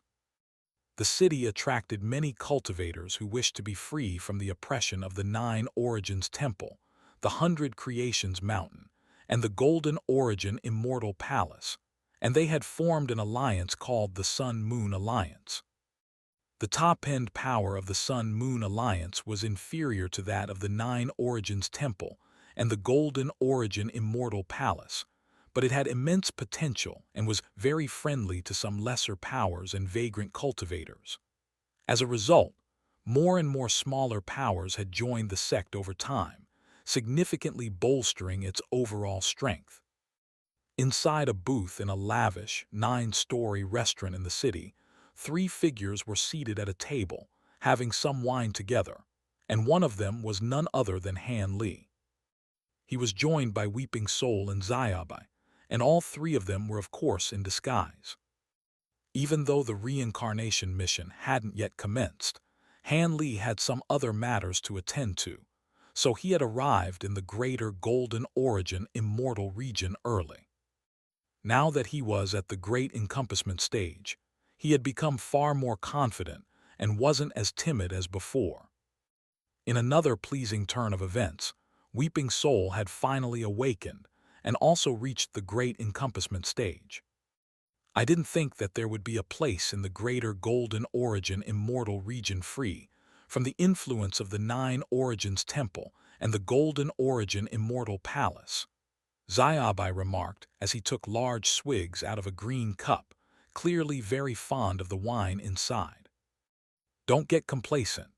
Gilded City may be under the jurisdiction of the Sun-Moon Alliance, but I'm sure there must be 9 Origins Temple and Golden Origin Immortal Palace spies here, so we still have to proceed with caution, Hanley warned.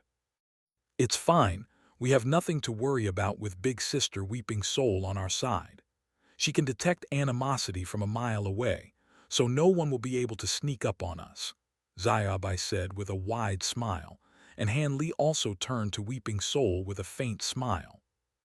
Not only had Weeping Soul's powers taken a significant stride following her progression to the Great Encompassment stage, her sensory abilities had also been further enhanced, allowing her to detect the presence of animosity. Han Li had conducted an experiment to discover that even he couldn't mask his animosity from Weeping Soul, despite his tremendous spiritual sense. Of course, it was possible for him to mask his animosity from Weeping Soul by enveloping his body in his own time law powers, but anyone who tried to approach them with their entire body enveloped in law powers would be a huge red flag in itself, and their intentions would be made abundantly clear. The law powers that I've cultivated are related to souls, so I'm naturally more sensitive in this regard, but don't place too much trust into this ability of mine. It's possible for other cultivators of similar law powers to get past my detection by using certain soul fluctuation concealment techniques, Weeping Soul said. Cultivators of such law powers are very rare, so it's unlikely for us to encounter one.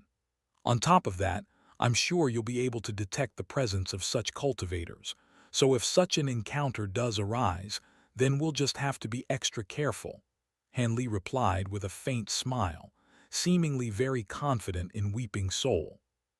That's right, I have full trust in Big Sister Weeping Soul, Xiaobai chimed in with a wide smile. I'll do my best, Weeping Soul said with a faint smile of her own.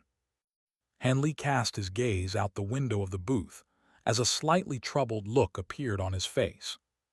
He had already been in Gilded City for some time, and during this time, he had explored many avenues to try and find out information about the 9 Origins Temple and Jin Tong. However, given the turmoil in the greater Golden Origin Immortal region, the 9 Origins Temple was exercising an even stricter policy of secrecy than normal, making it impossible for Han Li to uncover any useful information. Don't worry, Master. There's still loads of time left until the Badhai banquet, so I'm sure Boss is fine, Xiaobai reassured. Han Li nodded in response, then cast his gaze out the window again. Right at this moment, the sound of a gong strike rang out from afar, and Han Li's eyes instantly lit up as he cast his gaze toward a giant shop in the distance, where the sound had come from. The shop stretched for close to 10 kilometers, and it was entirely constructed from a sky-blue material that was riddled with countless specks of starry light, presenting a breathtaking sight to behold. Placed on either side of the shop's entrance was a jade Kilin statue, and standing beside the statues were units of bodily refinement cultivators clad in suits of blue armor, all of whom had opened over 100 profound acupoints. Judging from the faint light emanating from their suits of armor, they were clearly all graded immortal treasures, serving as further testament to the power and prestige of the establishment. Above the entrance of the shop hung a huge plaque that read Sun Moon Pavilion, in elegant, flowing characters that were giving off an immense aura, indicating that their inscriber had to have been someone of an extremely lofty cultivation base. At this moment, many streaks of light were converging toward the entrance of the Sun Moon Pavilion from all directions before fading away to reveal a growing group of cultivators, all of whom were quite advanced in cultivation base. There was no lack of high zenith cultivators among them, and all of them were chatting among themselves in an excited manner. This is what I've been waiting for. The Myriad Treasure Festival happens once every 10,000 years. I've heard that there are always many exceptional treasures presented during the Sun Moon Pavilion auction. The Sun Moon Pavilion has been constantly reaching new heights of late. I've heard that they're planning to compete with the 100 Creations Mountain during this Myriad Treasure Festival, so they'll definitely have prepared some outstanding treasures. Our budget is rather tight, so we may not be able to buy anything, but it'll certainly be an exciting event to behold. I've saved up as many Immortal Origin stones as I could. Hopefully, I can purchase a pill or two that can help me make a breakthrough. I'm planning to purchase a good immortal treasure so I can hunt for more powerful beasts in the primordial land. Ali, let's go, the auction is about to begin, Han Li said as he rose to his feet in the booth. Xiaobai immediately sprang up from his chair, with an excited look on his face. Xiaobai, your aura is being concealed by the Reincarnation Palace mask, but it may not be able to fully conceal the aura of your Inkai Pixiu bloodline. There are going to many powerful cultivators at the auction, so it's best for you to remain hidden, Han Li suddenly said, then swept a sleeve through the air to release a burst of golden light, sweeping the dumbstruck Xiaobai into the flower branch domain before he had a chance to protest. Let's go, Han Li said to Weeping Soul, and the two of them emerged from the restaurant. In addition to trying to find information about the Nine Origins Temple, Han Li's second objective for coming to Gilded City was to attend this auction, in order to enhance its own reputation and status. The 100 Creations Mountain hosted a celebratory event once every 10,000 years, with all of its branches in the greater Golden Origin Immortal region in participation, and this event was referred to as the Myriad Treasure Festival. All of the other major trading houses in the greater Golden Immortal stage would take this opportunity to hold auctions of their own, hoping to profit from the event. The Sun-Moon Alliance was almost on par with the 100 Creations Mountain in terms of power, and it was also operating an enormous trading house, so it was naturally not going to remain a passive bystander. With the steady growth of the Sun-Moon Alliance, competition between the two superpowers during the Myriad Treasure Festivals had become more and more fierce over time. The Greater Golden Origin Immortal region was one of the largest immortal regions of the true immortal realm, and it was also home top-tier sects like the Nine Origins Temple and the 100 Creations Mountain. So there were countless precious treasures and materials constantly flowing into the immortal region from smaller immortal regions, and everything that appeared during the Myriad Treasure Festival was the cream of the crop. Back when Han Li first left Eight Plains Mountain, the primary concern on his mind was finding the final time attribute law material to establish equilibrium in his Great Five Elemental Illusion mantra, and he was very relieved to have heard about the Myriad Treasure Festival from the Reincarnation Palace. His original plan was to purchase the final time attribute law material during the festival at all costs, but that was no longer necessary as he had obtained it from Worm 3.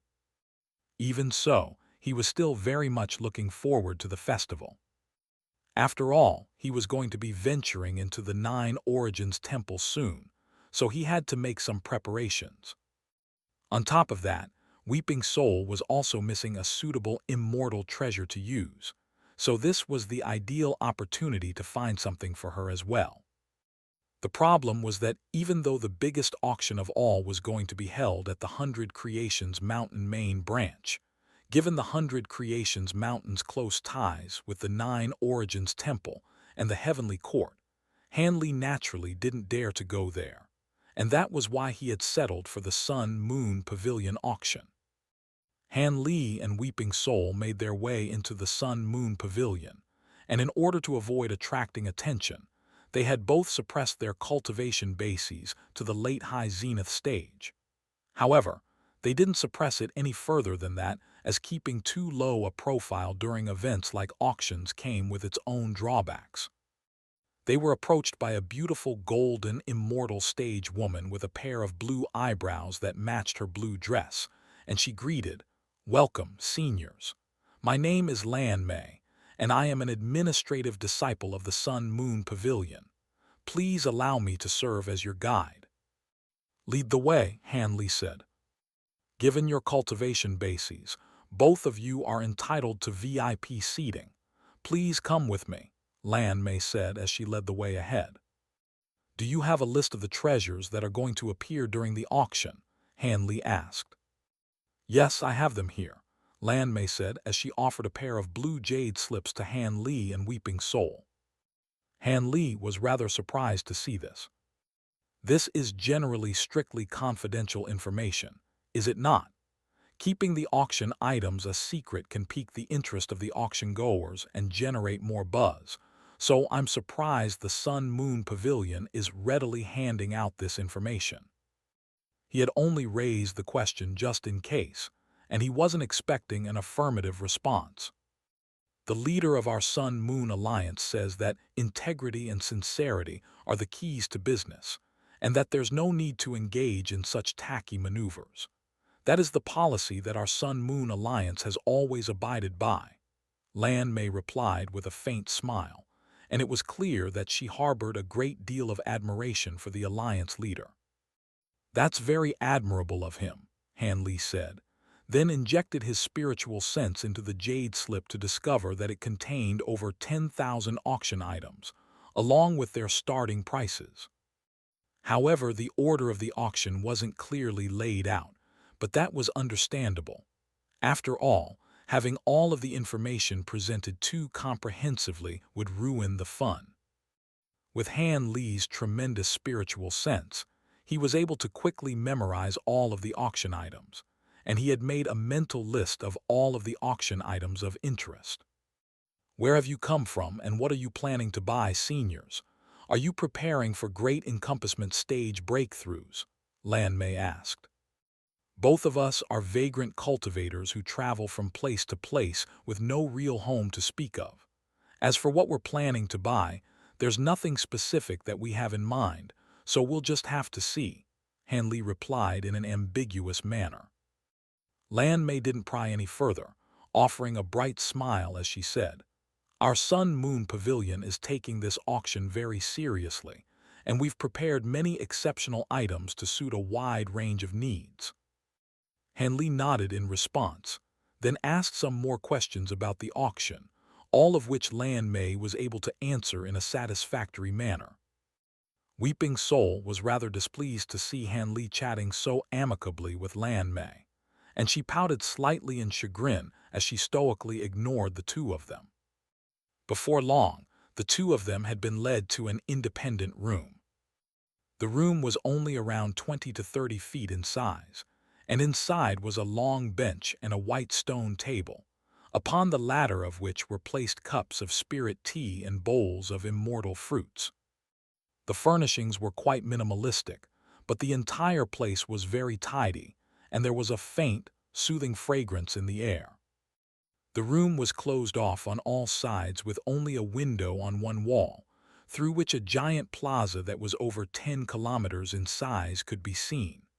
The plaza was stacked with countless seats, the majority of which had already been occupied. There were also other VIP booths hovering in the air above the plaza alongside this one, and Han Li turned to Lan Mei as he said, All right, you can go now. If you need anything, just ring this bell, Lan Mei replied as she set a small bell onto the table, then departed from the booth. Following her departure, Han Li swept a sleeve through the air to conjure up an azure light barrier that encompassed the entire room, following which he turned to Weeping Soul as he asked, Why are you so quiet all of a sudden? You were clearly thoroughly enjoying speaking to her, so a third wheel like me should just keep her mouth shut, Weeping Soul replied with more than a hint of passive aggression in her voice. What are you talking about? I was just asking her some questions about the auction, Han Li said in an amused manner. Weeping Soul's expression eased slightly upon hearing this, but she was clearly still not happy. All right, we don't have time for this. The auction is about to begin. Did any of the treasures in the jade slip catch your eye? Han Li asked. A hesitant look appeared on Weeping Soul's face upon hearing this, and she pointed out a pair of immortal treasures on the jade slip to Han Li as she replied, I'm interested in these, but both of them have very high starting prices. After examining the pair of immortal treasures that Weeping Soul had pointed out, Han Li said, "These two immortal treasures are indeed very suitable for you. Don't worry about the cost." He had expended close to 20 million immortal origin stones to power the celestial time formation, leaving roughly 50 million immortal origin stones left. These two immortal treasures were definitely going to be very expensive, but the law powers that they contained were rather uncommon, so there most likely wasn't going to be much interest in them. Having reached the great encompassment stage, he wasn't going to be able to make any further breakthroughs in the near future. Hence, he had no use for the space of accelerated time, so he could dedicate these immortal origin stones to another use. "Thank you, Master," Weeping Soul exclaimed with an ecstatic expression. Right at this moment, an expression of intent was transmitted into Han Li's mind from the Essence Fire Child in the Flower Branch domain, requesting some fire attribute materials to replenish itself. Han Li quickly transmitted an affirmative response to this request. There were many materials on the auction list that fit the Essence Fire Child's needs, and they weren't very expensive, so he could easily purchase some. Xiaobai was also yelling and whining in the Flower Branch domain, but instead of asking Han Li to purchase him any treasures, he was demanding to be let out to watch the auction. Han Li could only inject a wisp of his spiritual sense into the Flower Branch domain to project the scene of the auction taking place outside.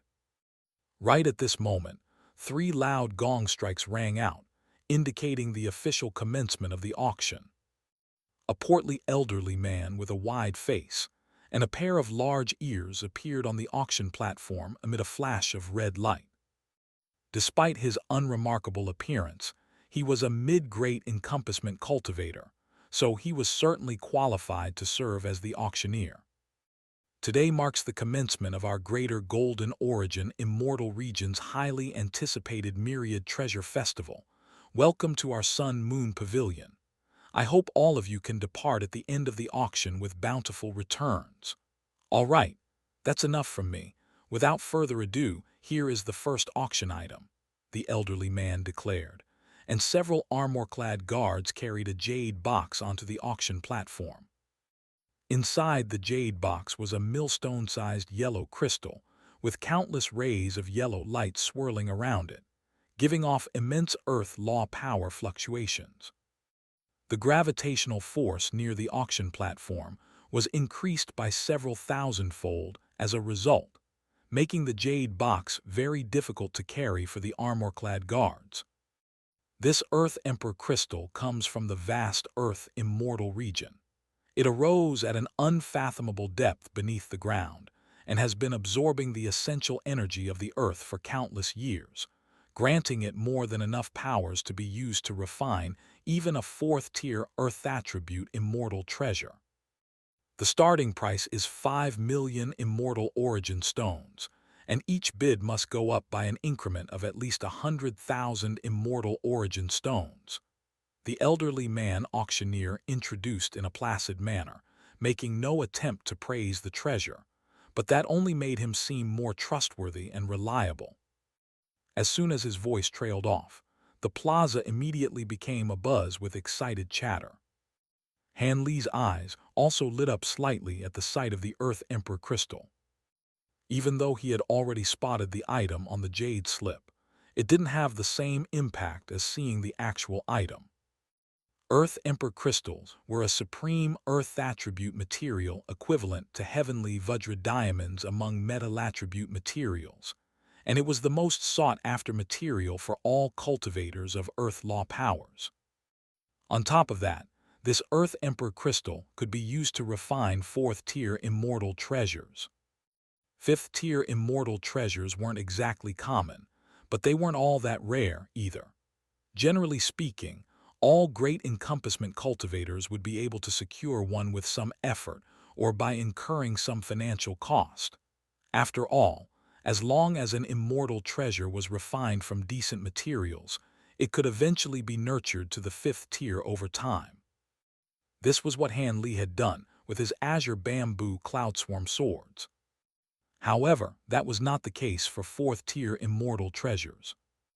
There were extremely stringent material and skill requirements when it came to refining 4th tier immortal treasures, and it was said that completing refinement of such a treasure would even incur a treasure tribulation, the exact details of which weren't very clear to Han Li. But what he did know was that even though they were only separated by a single tier, 4th tier immortal treasures were vastly more powerful than their 5th tier counterparts. Hence, 4th tier immortal treasures were extremely rare in the true immortal realm, even among true immortal cultivators, so the value of this Earth Emperor crystal could not be understated. As expected of the myriad treasure festival, for such a precious material to be presented as the opening item, Han Li had no need for the Earth Emperor crystal, but many of the other auction-goers had begun eagerly bidding for it. In the blink of an eye, the price elevated to beyond the 10 million mark, and it was ultimately secured by a cultivator in a VIP booth for 12 million immortal origin stones. The next item is a 5th tier fire Dao pill. One extraordinary item after another was brought onto the stage, and the atmosphere in the auction venue was quickly heating up. Even though the prices were very steep, many cultivators were willing to pay exorbitant sums for the items that they needed. After all, if they were to miss this opportunity, it was unclear when another chance would arise again. Close to a day flew by in a flash, and Han Li hadn't placed a single bid during this time. Our next item is a 5th tier immortal treasure by the name of the Infernal Ghost Claw. It was forged from the claw of a great encompassment stage infernal ghost beast from the Infernal Sea immortal region, combined with countless malicious souls, 18 types of ghostly blood, and 36 types of ghostly chi, before being forged in infernal flames for 1,000,000 years. It contains tremendous yin ghost law powers, and possesses extremely formidable penetrative and corrosive abilities. The item in question was a black, 9-fingered claw that was around 10 feet in size, with a vast cloud of black chi swirling around it. Han Li's eyes instantly lit up slightly at the sight of the black claw, and Weeping Soul also sat up a little straighter. This infernal ghost claw was one of the 2 immortal treasures that she desired. The auctioneer cast an incantation seal into the black claw, and a dense whirlwind of black runes instantly flew out from within, sending a gust of fierce yin wind erupting out of the giant claw. Even though restrictions had been set up near the auction platform, a burst of bone-chilling yin power still swept over the entire venue, and some of the auction-goers with lesser cultivation bases were left trembling in their seats.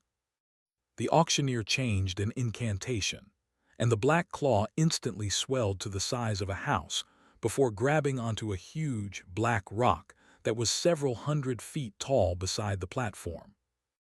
According to the rules of the Sun-Moon Pavilion, a demonstration had to be held for all offensive immortal treasures presented in the auction to allow auction-goers to witness their power. The black rock was a material that was renowned for its resilience, making it the perfect subject for such demonstrations. Several immortal treasures had already been tested on the giant rock, so it was riddled with pits and bumps, but was still overall intact. A faint thud rang out as the black claw fell upon the huge rock, and the latter was instantly split into around a dozen pieces, with plumes of green smoke rising up from the cross-sections, indicating severe corrosion. Many of the auction-goers couldn't help but gasp upon seeing this, while Weeping Soul's eyes lit up with excitement. In contrast, Han Li's brows furrowed slightly upon seeing this. Given the infernal ghost claw's immense offensive prowess, it was undoubtedly the most powerful immortal treasure to have been presented thus far, so its final price was almost certainly going to be an astronomical one. With 50 million immortal origin stones in his possession, securing this treasure was not an issue, but it would leave him very short on funds for the rest of the auction. I'm not a cultivator of yin ghost law powers, so I can only unleash less than a tenth of this treasure's power. In the hands of someone who can make full use of it, this infernal ghost claw is sure to be unimaginably powerful. Without further ado, let the bidding begin. The starting price is 8 million immortal origin stones, and each bid must go up by an increment of at least 500,000 immortal origin stones, the auctioneer declared. 8,600,000, 9,200,000, 10 million. Ali.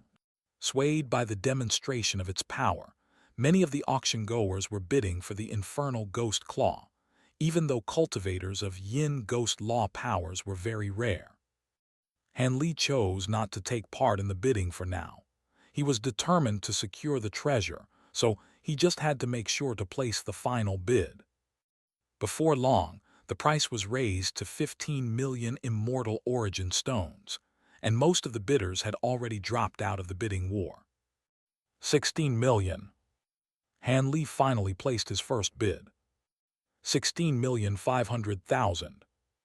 An elderly voice rang out from a nearby VIP booth. Han Li cast his gaze toward the VIP booth in question. Even though all of the booths were enshrouded in powerful restrictions, they weren't able to keep out his infernal devilish eyes. Han Li had opened virtually all of his profound acupoints in the Usura blood gate, including some in his eyes, thereby significantly enhancing the power of his infernal devilish eyes. During the initial stages of cultivating the infernal devilish eyes, one's pupils would release purple light that grew brighter as one's mastery of the ability deepened. However, once the infernal devilish eyes were cultivated to a certain level, the purple light would gradually fade and turn to black, and a pair of pure black pupils were the telltale sign of full mastery of the infernal devilish eyes. Han Li was currently not far away from this level of mastery. Inside the other booth was a gray-robed elderly man at the early great encompassment stage. He was holding a white cane that looked as if it were crafted from human bone, and he was oblivious to Han Li's intrusive gaze. There was a nervous look on his face, indicating that this was as deep as his pockets could go. I can sense some tension and agitation in his soul fluctuations, so he must be close to reaching his limit, Weeping Soul said. Han Li took a surprised glance at Weeping Soul, then placed another bid, raising the price to 18 million. The gray-robed elderly man heaved a long sigh and dropped out of the bidding war. With that, the entire venue fell silent. The infernal ghost claw was indeed an extremely powerful treasure, but this price was already beyond what it was worth. Both Han Li and Weeping Soul were very pleased to see this, and the auctioneer was also very happy with this price. Right as he was about to make a final inquiry for further bids, a cold voice rang out from another VIP booth. 19 million. Weeping Soul's face immediately fell upon hearing this, and Han Li's brows also furrowed slightly as he cast his gaze toward the booth in question. Sitting inside the booth were 6 black-robed figures with hoods over their heads to completely conceal their faces. Furthermore, there was a layer of rippling, black light flowing over all of their hoods, and the black light was able to keep even Han Li's infernal devilish eyes at bay.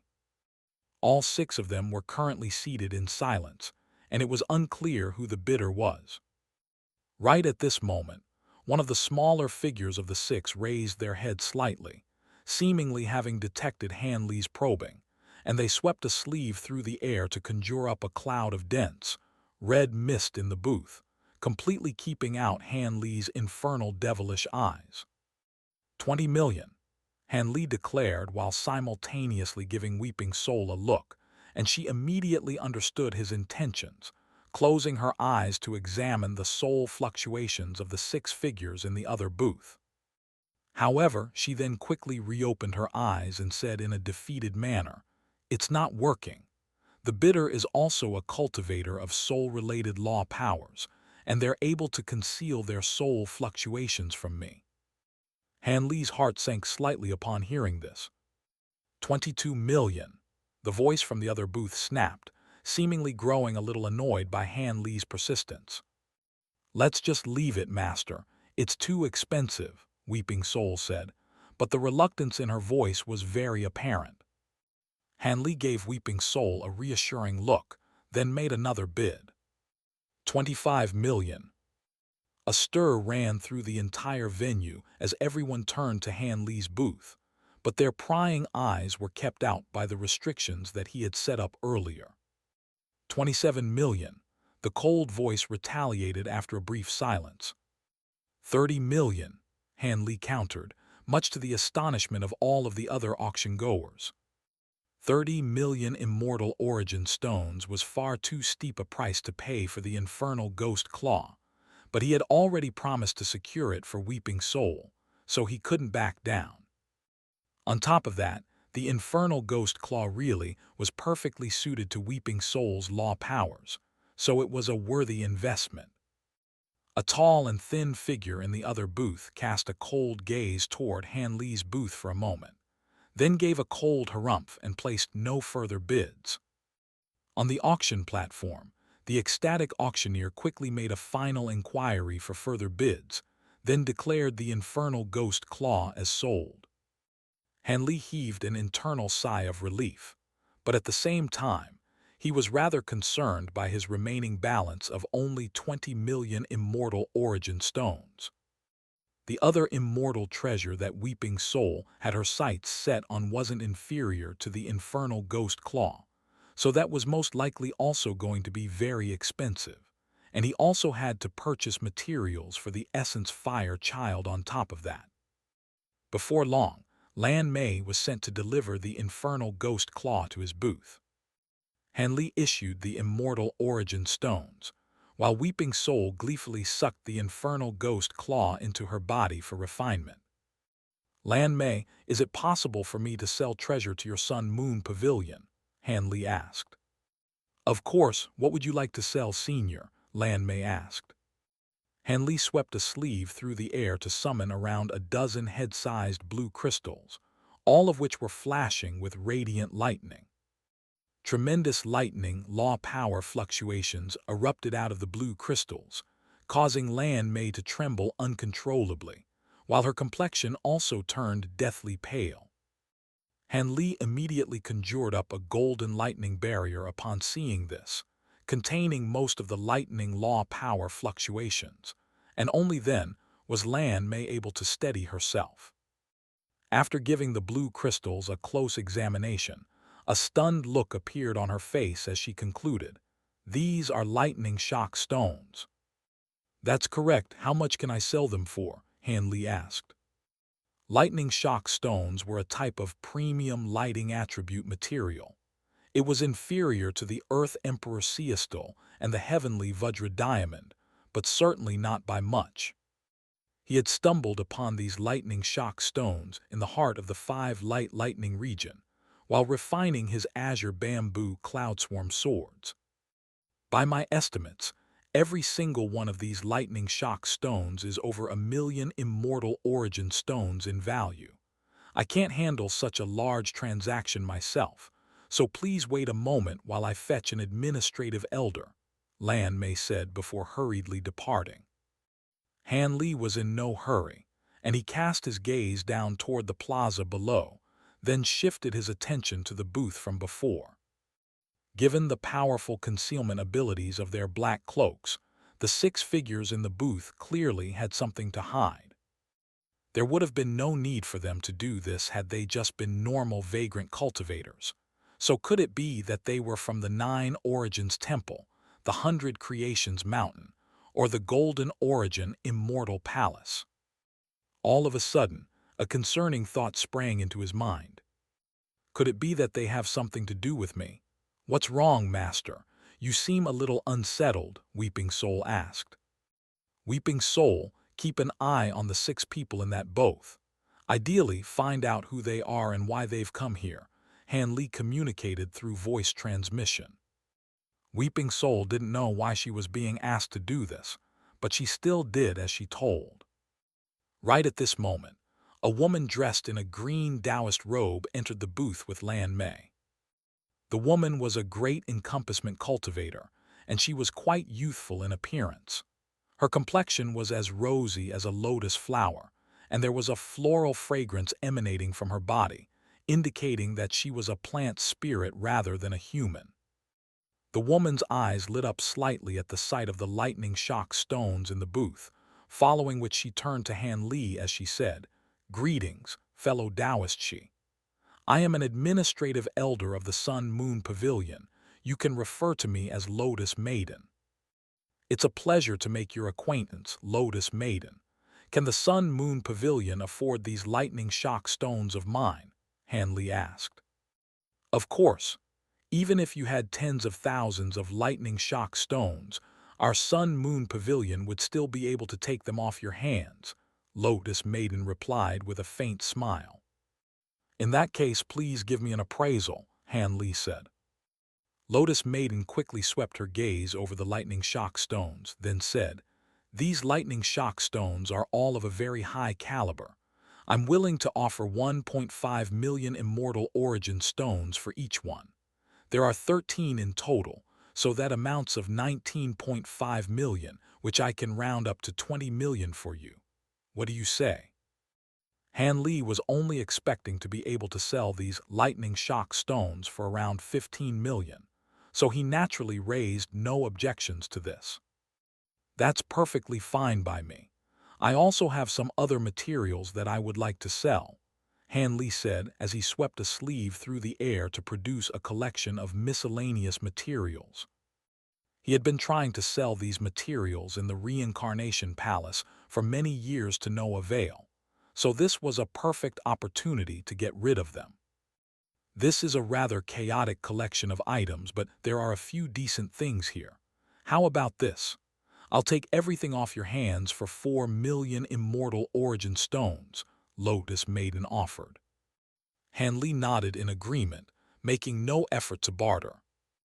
Perhaps he could earn a little more by selling everything individually, but getting rid of everything at once spared him a great deal of trouble.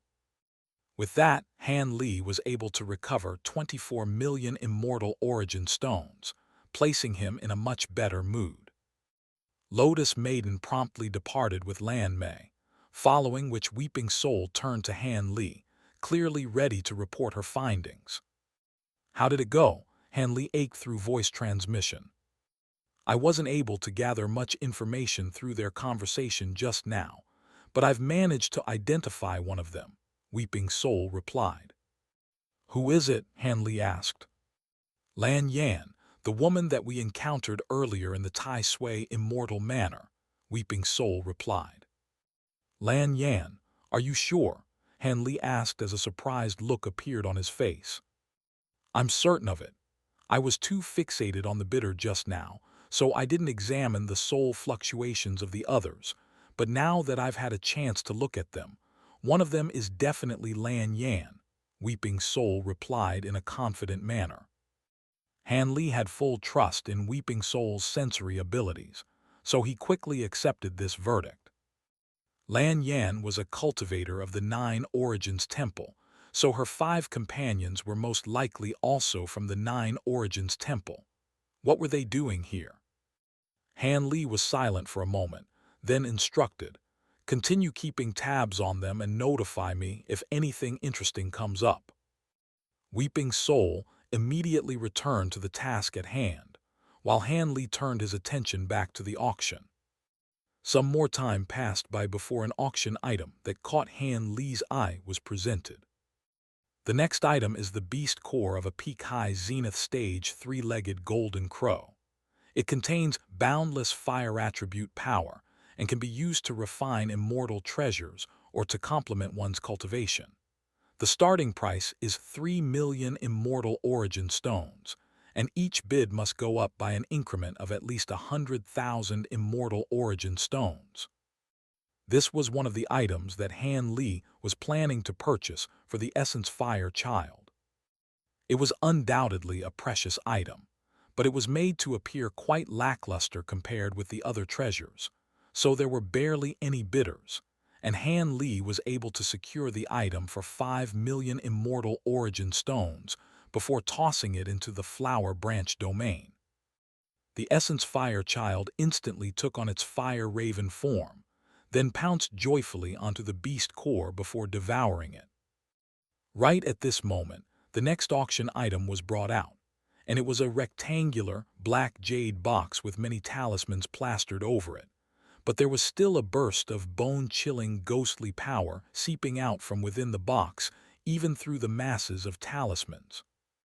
Both Han Li and Weeping Soul sat up a little straighter upon seeing this. The auctioneer chanted an incantation, and the seal on the jade box was broken to reveal a short, black flute inside. The flute appeared to have been fashioned from a length of leg bone, and there was a skull attached to one end of it. A burst of formidable ghostly power erupted out of the flute, alongside a horrific shrieking sound that cut straight into the listener's soul, striking many of the auction-goers with a sense of immense discomfort. The auctioneer hurriedly swept a sleeve through the air, and a white light barrier rose up over the auction platform to contain the power of the flute. Our next item is the soul-scattering ghost flute, which is a fourth-tier immortal treasure personally refined by the founding father of the myriad ghost sect of the Infernal Sea Immortal region, Nili the Enlightened. However, following the defeat that he suffered at the hands of Celestial Maiden Murong of the Supreme Sword sect during their battle on the Infernal Sea, the soul-scattering ghost flute was damaged and reduced to a fifth-tier immortal treasure, but it's far more powerful than the average fifth-tier immortal treasure. The flute specializes in attacking the soul, so I won't be able to give a demonstration of its powers here. The starting price is 10 million Immortal Origin Stones, and each bid must go up by increments of at least 500,000 Immortal Origin Stones, the auctioneer declared. Han Li was rather concerned after hearing this. The information on the jade slip had indeed stated that the flute was an immortal treasure that attacked the soul, but it failed to mention that the flute was once a fourth-tier immortal treasure. With that in mind, it was most likely going to end up far more expensive than the infernal ghost claw, so even the 45 million Immortal Origin Stones in his possession may not be enough to secure it. As these thoughts were running through his mind, the bidding had already begun, and it didn't take long for the price to be raised to 20 million. 25 million, Han Li declared, raising the price by 5 million in one go. With his limited funds, he had to make impactful bids in the hope of scaring off other bidders. Sure enough, the entire venue was cast into a stunned silence by his bid, and no further bids were placed. However, it didn't take long before the silence was broken by the very same person who had competed with him for the infernal ghost claw earlier. 28 million. Han Li's brows furrowed slightly upon hearing this, and he was just about to place another bid when an arrogant voice rang out from another VIP booth. 30 million. Han Li cast his gaze toward that booth to discover a blue-robed young man sitting inside. 33 million, Han Li yelled. 34 million, the blue-robed man countered as he took a displeased glance in the direction of Han Li's booth. 36 million. The cold voice rang out once again, seemingly determined to come out on top. The blue-robed man placed no further bids. 40 million, Han Li declared, creating another massive stir. Han Li's purchase of the infernal ghost claw for 30 million Immortal Origin Stones was still fresh in everyone's minds, so all of the auction-goers were very curious about Han Li's status and wealth. Han Li paid no heed to all of the auction-goers, as his gaze remained fixed on the booth that Lan Yan was in. The booth remained silent, yet right as Han Li was beginning to think that the bidding war was over, the cold voice rang out once again. 45 million. Han Li heaved a long sigh, and a wry smile appeared on his face as he said to Weeping Soul, Looks like we won't be able to secure this soul-scattering ghost flute after all." However, Weeping Soul's eyes were closed at this moment, and she didn't appear to have heard Han Li at all. Han Li was rather perplexed to see this, but he didn't interrupt her. The auctioneer quickly made a final inquiry for further bids, before declaring the soul-scattering ghost flute sold. Right at this moment, Weeping Soul opened her eyes with an elated expression as she said, "Master, I've gathered a piece of important information from their conversation just now." "What is it?" Han Li asked. "Take a look for yourself, Master," Weeping Soul said as she cast an incantation seal into Han Li's glabella, and a ball of black light appeared in his mind, then gently unfurled to reveal an image of the interior of the other booth. "Your wealth is truly astounding, Senior Jin," one of the black-robed figures said in a sycophantic manner. "This amount of immortal origin stones is still well within my means," the tall and thin figure replied in a pleased voice. "All right, we've already spent far too much time here. If we let that gold-devouring immortal get away again, all of us will have to bear the consequences." A petite figure interjected, and it seemed to be a woman, but for some reason her voice was rather muffled and unclear. The other figures in the booth seemed to be quite fearful of her, and all of them hurriedly gave affirmative responses. That was the conclusion of the scene, and Han Li's eyes narrowed slightly in a contemplative manner. These were presumably 9 Origins Temple cultivators trying to capture a gold-devouring immortal. Could it be that Jin Tong had managed to escape from the 9 Origins Temple? "Master, do you think that the gold-devouring immortal they're referring to is Jin Tong?" Weeping Soul asked. "What was that? Did I hear boss's name?" Xiaobai immediately yelled from within the flower branch domain upon hearing this. "It's definitely possible. Jin Tong is a very smart girl, so there's a chance that she was able to escape from the 9 Origins Temple," Han Li mused. However, if Jin Tong were nearby, then why was he unable to sense her at all through their spiritual connection? It then occurred to him that now that Jin Tong had reached the great encompassment stage, perhaps her soul power had been elevated to the point that it had refined the spiritual mark that he had planted in her body. "Master, those people are leaving," Weeping Soul suddenly said, and sure enough, Han Li turned to discover the 6 figures filing out of their booth. "Let's follow them," Han Li said as he rose to his feet. The auction hadn't even reached the halfway mark yet, so there were definitely still many more treasures to come, but a higher priority had arisen. Only after the 6 of them were far away did Han Li and Weeping Soul leave their booth to trail along after them. After emerging from the Sun-Moon Pavilion, the 6 figures flew away into the distance, while Han Li and Weeping Soul continued to follow from afar. Upon Xiaobai's insistence, Han Li relented and released him from the flower branch domain, and before long, the 6 figures arrived on the border of Gilded City, where they drew to a temporary halt. This place was very far away from the heart of the city, and most of the residents in this area were mortals and low-grade cultivators. One of the cloaked figures stepped forward, then flipped their hand over to produce a blue crystal ball, within which was a swirling vortex of blue light. Right at this moment, a faint glimmer of golden light flashed through the vortex, and the figure declared, "He's right here." It was Lan Yan's voice. "We've finally managed to track him down," the petite figure said in an exultant manner, then swept a sleeve through the air to release a flurry of silver formation flags that vanished into the nearby space. The space up ahead shuddered slightly, and a transparent, hemispherical light barrier appeared, encompassing a large area within it. There were countless silver patterns on the light barrier, forming what appeared to have been an extremely profound restriction. The light barrier only appeared for an instant before fading away, so it didn't attract any attention. "There's no way that gold-devouring immortal will be able to get away now," another cloaked figure chuckled. Cut the chit-chat. The petite figure harumphed coldly as she flew forward and abruptly vanished into thin air, leaving only a patch of rippling space behind her. Her 5 companions quickly followed suit, and only after all 6 of them had disappeared did Han Li's trio appear nearby.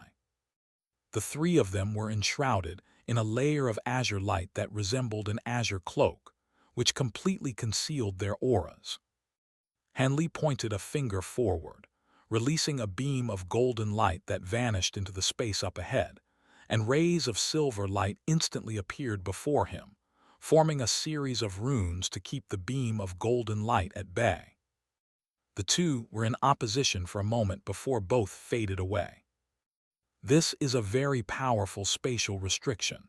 It won't be difficult to break it, but I don't think I'll be able to do so without being detected, Han Li said with slightly furrowed brows. If it's a spatial restriction, then leave it to me. Get in my stomach for now, Xiaobai said with a smile as he took on his Pixiu form, then devoured Han Li and Weeping Soul whole before chanting an incantation to conjure up a layer of rippling white light over his own body. Cloaked within the layer of white light, Xiaobai's body slowly fused into the surrounding space, transforming into a white shadow that drifted forward through the air. A series of white runes instantly appeared in the space up ahead to halt him in his tracks, but he was able to pass through them without any trouble, and once the white shadow had crossed over to the other side, it quickly reformed into Xiaobai's body. From there, he opened his mouth to release Han Li and Weeping Soul, the former of which turned to him with a surprised expression as he exclaimed, "I didn't know you possessed the ability to bypass spatial restrictions. Us ink-eyed Pixius have innate spaces in our bodies, so our bloodline is imbued with some spatial power," Xiaob explained in a smug manner as he reverted back to his human form.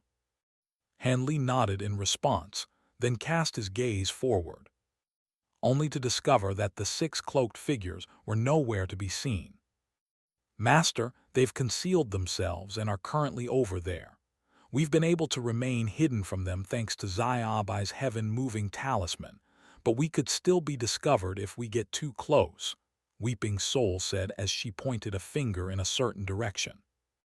Han Li activated his infernal devilish eyes, and he immediately spotted the 6 figures as well, all of whom were converging around a small courtyard on a secluded street up ahead. "Let's go," Han Li said, and the 3 of them immediately set off again. Han Li had concealed their auras, while Weeping Soul was using a secret technique to suppress their soul auras, and only then did they approach the courtyard. However, before they had a chance to close in, a resounding boom rang out within the courtyard.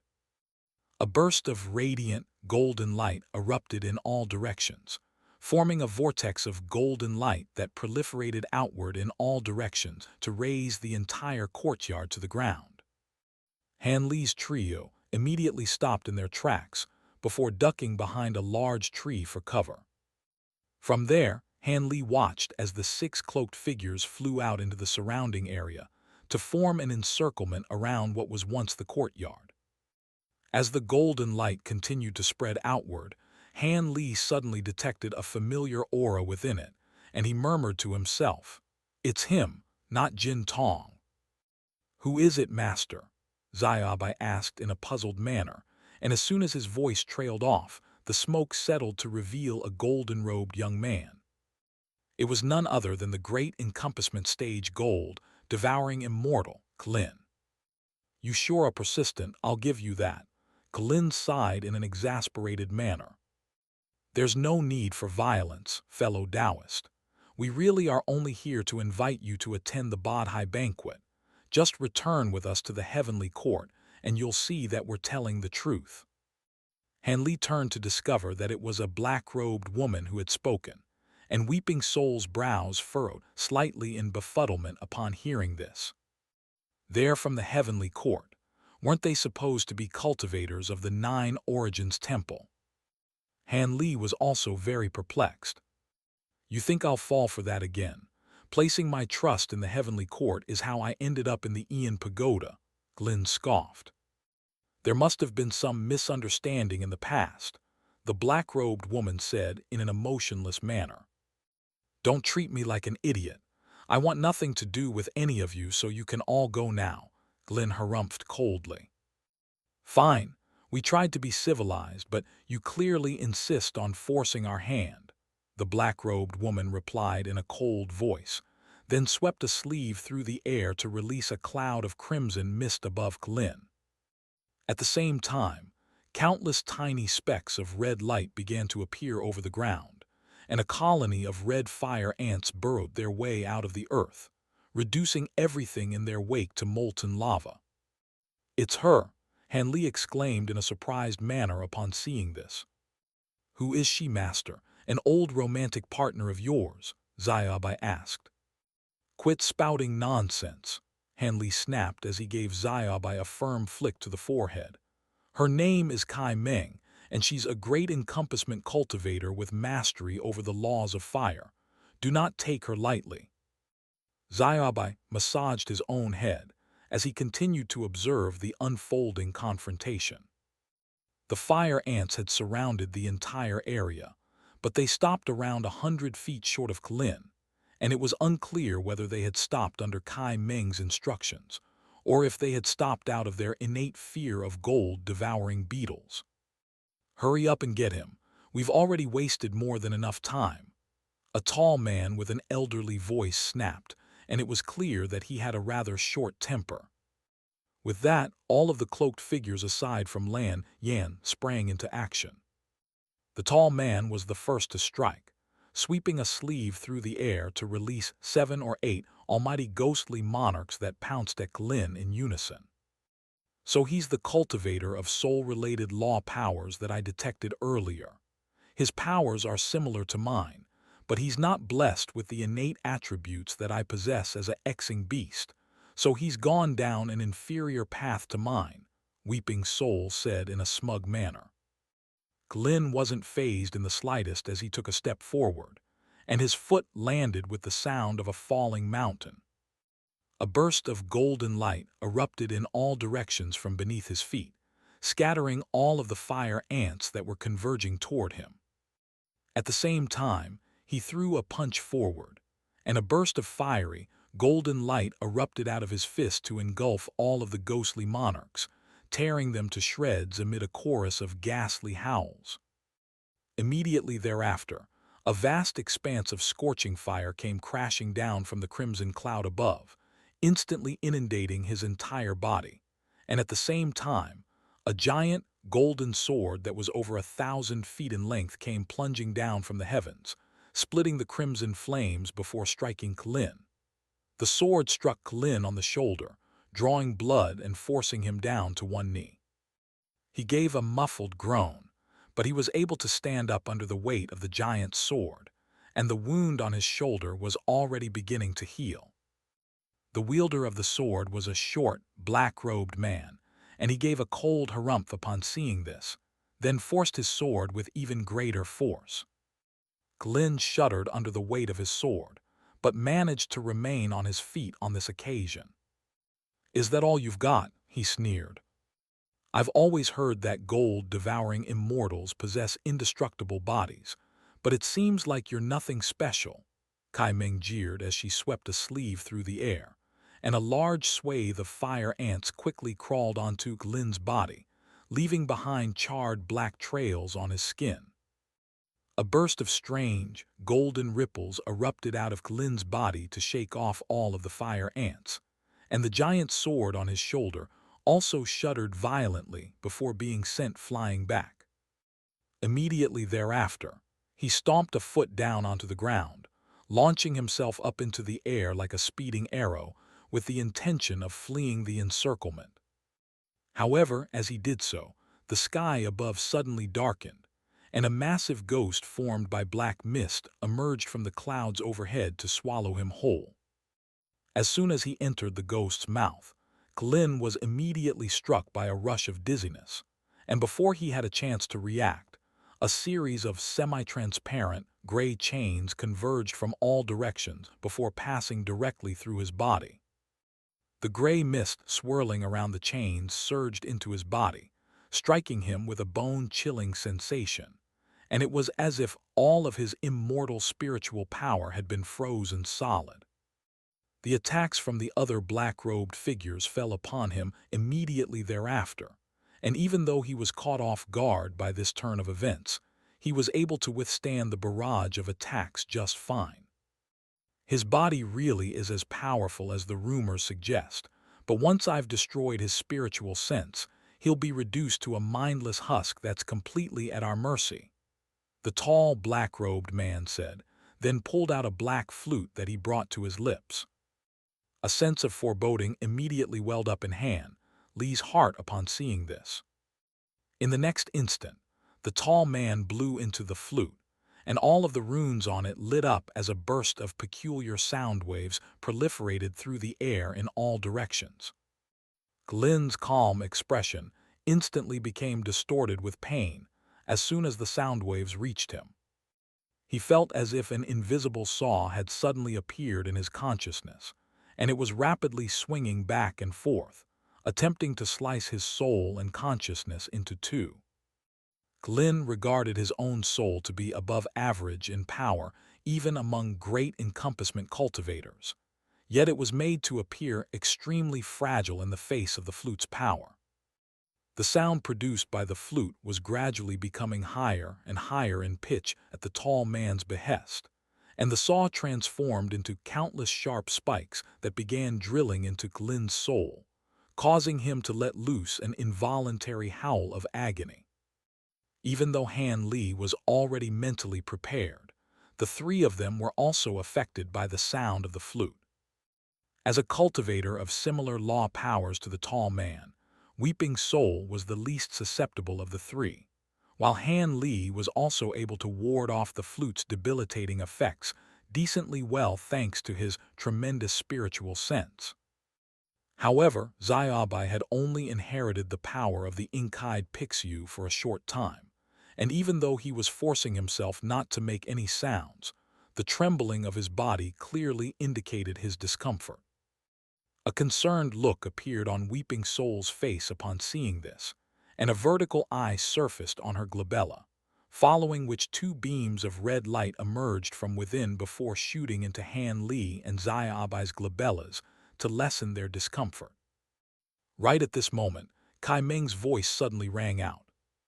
"If I had known that you would serve yourself up to me on a silver platter, then I wouldn't have gone to so much trouble to look for you, Han Li." In the blink of an eye, she was already hovering above their heads.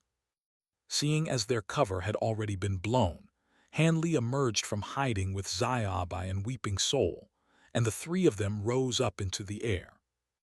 Weeping Soul had already released a dark red spirit domain to encompass all three of them, and a composed smile appeared on Han Li's face as he mused, "Sorry to have kept you waiting, celestial maiden Kai Meng."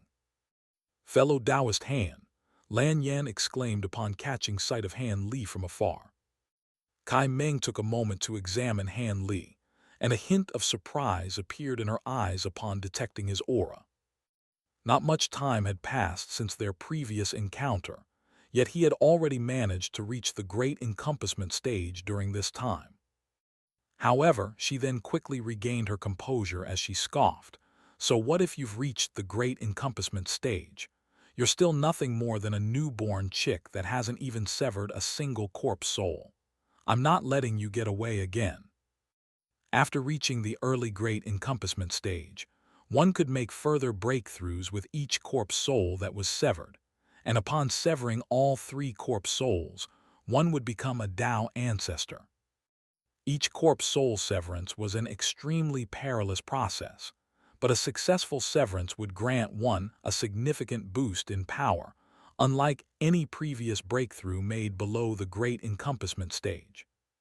With so many powerful allies on her side, Kai Meng was naturally fully confident in her ability to take down Han Li.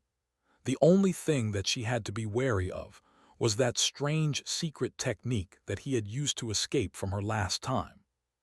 With that in mind, she swept a sleeve through the air to conjure up a massive, spherical light barrier, which rapidly expanded to encompass the entire surrounding area in a radius of several hundred kilometers. The surrounding air instantly became scorching hot, and 8 fiery waterfalls came crashing down from the heavens, reducing the ground in Kai Meng's spirit domain to a lake of molten lava. All of the bodies of water within the spirit domain quickly evaporated away, while the earth became so parched that countless massive trenches and cracks had appeared all over its surface. Xiaobai immediately felt his own mouth run dry, and it was as if all of the surrounding world's origin chi had been incinerated by the scorching heat in the spirit domain.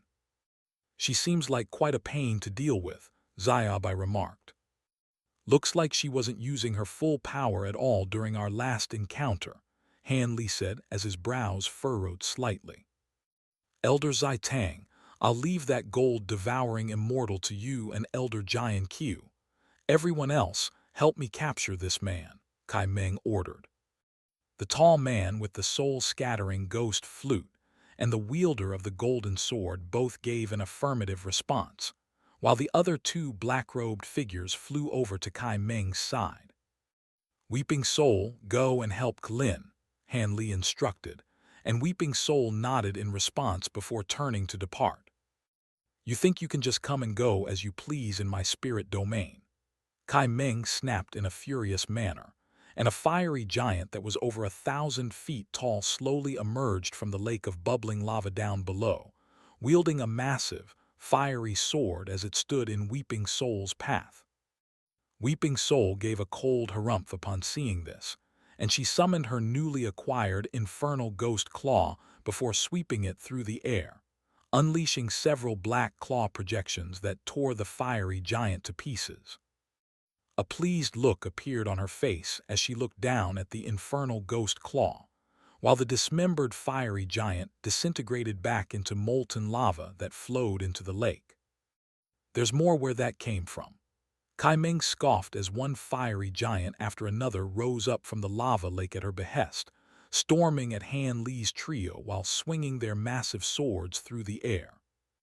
Han Li swept a sleeve through the air to conjure up his golden spirit domain, which overlapped with Kai Meng's fiery spirit domain, and the fiery giants were instantly slowed down to a crawl, allowing Weeping Soul to dismember them with ease before continuing onward to fly to Glin's aid. However, right at this moment, a molten worm suddenly flew out of one of the lava waterfalls, and it opened its cavernous mouth before biting down at Weeping Soul's head, only to also be dismembered by her infernal ghost claw without being able to pose any resistance. However, instead of disintegrating like the fiery giants, the dismembered pieces of the lava worm's body instantly fused back together amid a flash of crimson light, and it continued to bite down upon Weeping Soul. Right at this moment, Han Li's voice rang out beside her ears. "Don't worry about that thing, just keep going." Weeping Soul did as she was told, paying no further heed to her fiery assailant as she charged directly onward. Right as she was about to be devoured by the molten worm, the sound of flowing water suddenly rang out as a golden river rose up from the ground before flowing straight into the worm's mouth. The worm was instantly stopped cold in its tracks as plumes of white mist rose up from its body, and Weeping Soul was able to ride the wave straight through its body to arrive by Glin's side. A look of mixed emotions flashed through Glin's eyes at the sight of Han Li. Meanwhile, Elder Zai Tang began playing his flute again, but on this occasion, all of the sound waves that it released were condensed into a compact stream that solely targeted Weeping Soul instead of spreading in all directions. A faint smile appeared on Weeping Soul's face, and not only was she not fearful in the slightest, she was wondering to herself how much her powers would be enhanced from devouring the tall man. For some reason, a chill ran down Elder Zai Tang's spine at the sight of Weeping Soul's excited grin. A hint of surprise flashed through Kai Meng's eyes at the sight of the golden river down below. "So you've already managed to manifest a creation tier spirit domain. But so what? It's only a single river, and it doesn't even contain pure water attribute law powers. What could you possibly be hopping to do with this? Kai Ming chuckled, but her mocking laughter quickly died down. All of a sudden, bursts of formidable time law power fluctuations spread through the air as an undulating mountain range, an azure forest, a radiant, golden moon, and countless specks of fiery starlight appeared within Han Li's spirit domain in rapid succession. This is impossible. How could you have manifested such a complete creation to your spirit domain at just the early great encompassment stage? Kai Ming exclaimed in disbelief. Spirit domain manifestation was never an easy process, and not only did it require a huge investment of time and effort, it also required access to an immense amount of resources and more than a modicum of luck. Generally speaking, most cultivators with creation tier spirit domains would only be able to manifest a single piece of scenery or a single domain spirit, as was the case with Kai Ming's lava waterfalls and fiery giants, and it was extremely rare to see such a comprehensive creation tier spirit domain. In light of this, Kai Ming was forced to reassess Han Li's power. With that in mind, she turned to Lan Yan as she ordered, "Lan Yan, you come and help as well." Lan Yan swayed slightly upon hearing this, seemingly a little hesitant. "Don't forget about what you asked of me," Kai Ming snapped in a cold voice. A resigned look flashed through Lan Yan's eyes upon hearing this, and she reluctantly flew over to Kai Ming's side. Right at this moment, Xiaobai suddenly found himself momentarily blinded by an unexpected flash of white light. Immediately thereafter, Kai Ming flew over to his side at an astonishing speed, seemingly completely unaffected by Han Li's spirit domain, then conjured up a semi-transparent light barrier that encompassed both Han Li and Xiaobai. An ecstatic look appeared on her face upon seeing this, and the 9 translucent, crimson dragons on the semi-transparent light barrier instantly sprang to life at her behest, blasting flames out of their mouths toward Han Li's duo.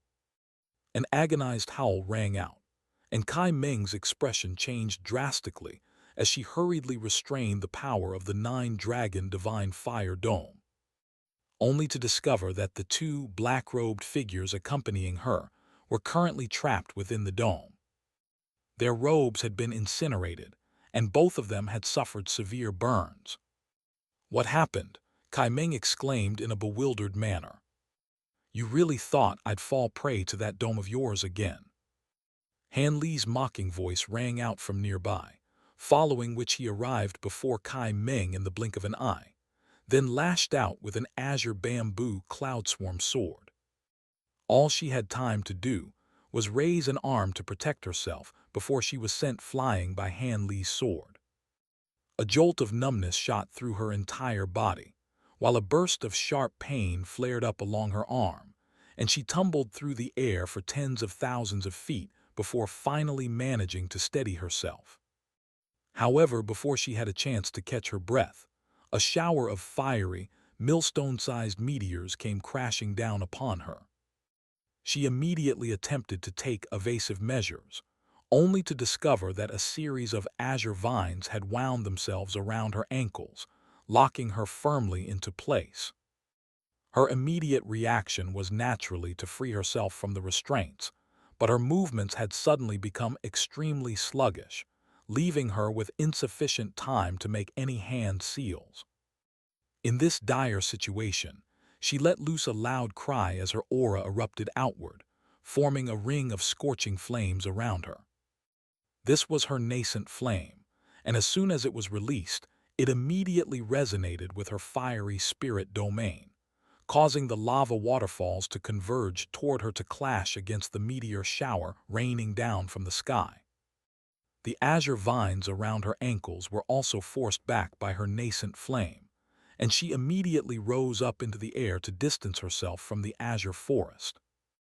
Only now did she finally come to realize that Han Li's time spirit domain had partially reached the oneness tier, and her heart immediately sank at this realization.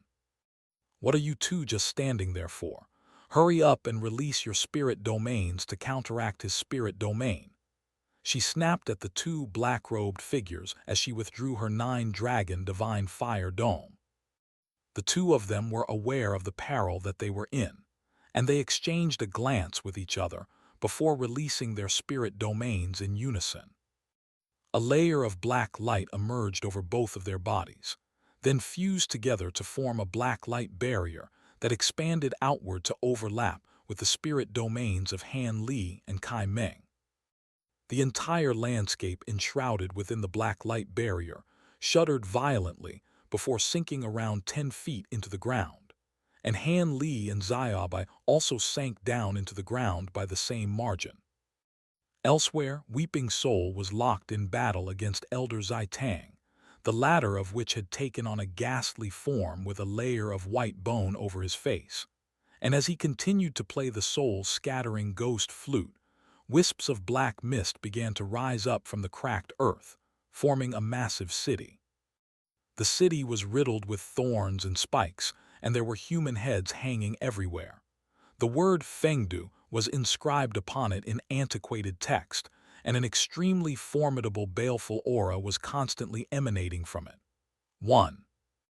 Elder Zitang was standing atop the city, and the sounds produced by his flute were becoming more and more unbearable to listen to by the second. The gates of Fengdu slowly swung open, and dense, black mist surged out from within alongside countless fearsome ghostly creatures, all of which swarmed toward Weeping Soul in unison. All of a sudden, a blanket of dark clouds appeared over the entire sky, while a layer of white frost spread over the ground. Not only was Weeping Soul not fazed in the slightest, she couldn't help but lick her lips in excitement as she charged straight into the almighty ghostly army while swinging her infernal ghost claw through the air, tearing swathes of ghostly creatures to shreds with every single swing. As she became more familiar with the infernal ghost claw, she was able to unleash more and more of its power, and none of the ghostly creatures in her path stood any chance. Before the ghostly energy of the eradicated creatures had a chance to dissipate, they were sucked into Weeping Soul's body through her nostrils to further enhance her powers. Meanwhile, Klin was locked in battle against Elder Giant Q. The latter swung his sword at the former's neck, and Klin immediately lowered himself slightly before opening his mouth to bite down onto the golden longsword, which was undoubtedly a graded immortal treasure.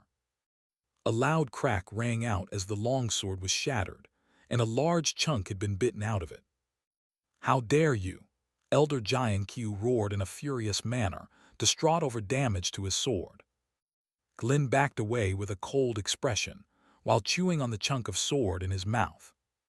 He took a glance in Han Li's direction with a look of mixed emotions. Never had he imagined that they would meet again under circumstances like these. The joint spirit domain unleashed by the pair of black-robed figures had significantly increased the gravitational force in the area, counteracting much of the power of Han Li's spirit domain, while also slowing his speed of movement. Having had some time to catch her breath, Kai Ming sprang into action once again, combining the 8 lava waterfalls in her spirit domain to form a massive vortex that began closing in Han Li. Not only was the vortex giving off immense heat, it was also releasing tremendous suction force that threatened to draw Han Li in against his will. Han Li remained completely unfazed as he swept a sleeve through the air, and the mountain range in his spirit domain rose up into the air at his behest before flying to his side. As it flew through the air, it left layers of rippling time law power fluctuations in its wake to keep the fiery vortex at bay.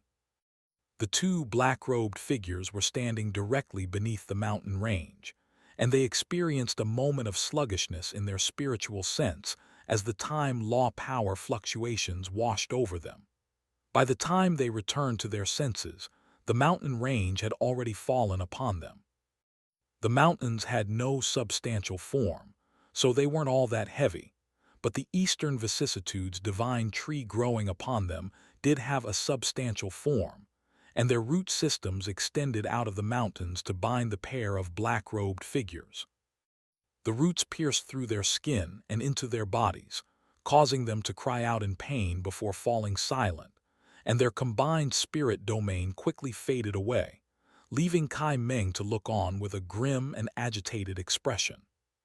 She could see that Jian Qiu and Zai Tang were also struggling in their respective battles, and a furious look appeared on her face as she yelled, "I'll give you credit for backing me into a corner like this, but this is as far as you go." Immediately thereafter, she raised both hands to the sky, and in that instant, all of the surrounding world's origin was incinerated into nothingness, creating something akin to a vacuum around her.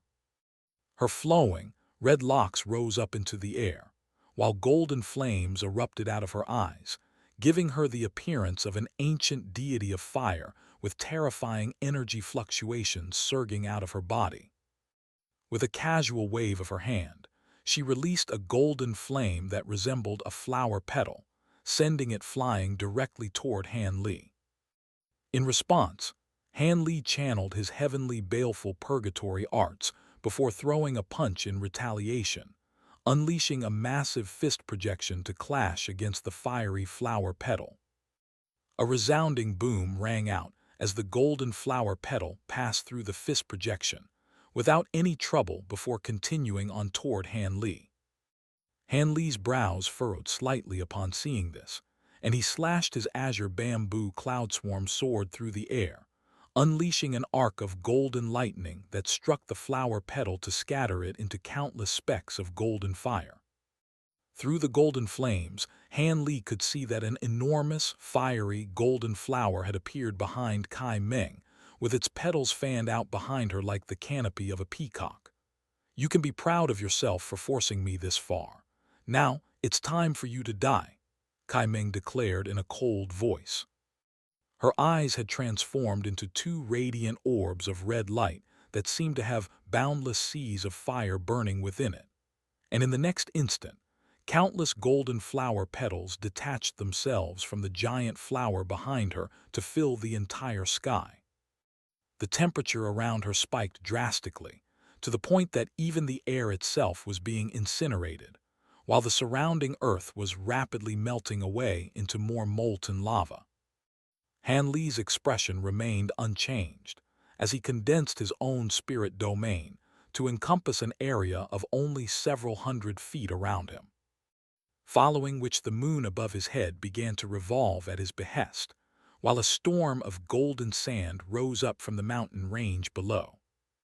Immediately thereafter, the forest on the mountains began to rustle incessantly, while the river of time and the specks of fiery starlight in the sky rose up and descended, respectively, converging toward one another. The golden flower petals that were hurtling toward Han Li were able to burn through space, thereby granting them incredible speed. But as soon as they flew into his time-spirit domain, they immediately slowed down to a crawl, following which they began to disintegrate bit by bit.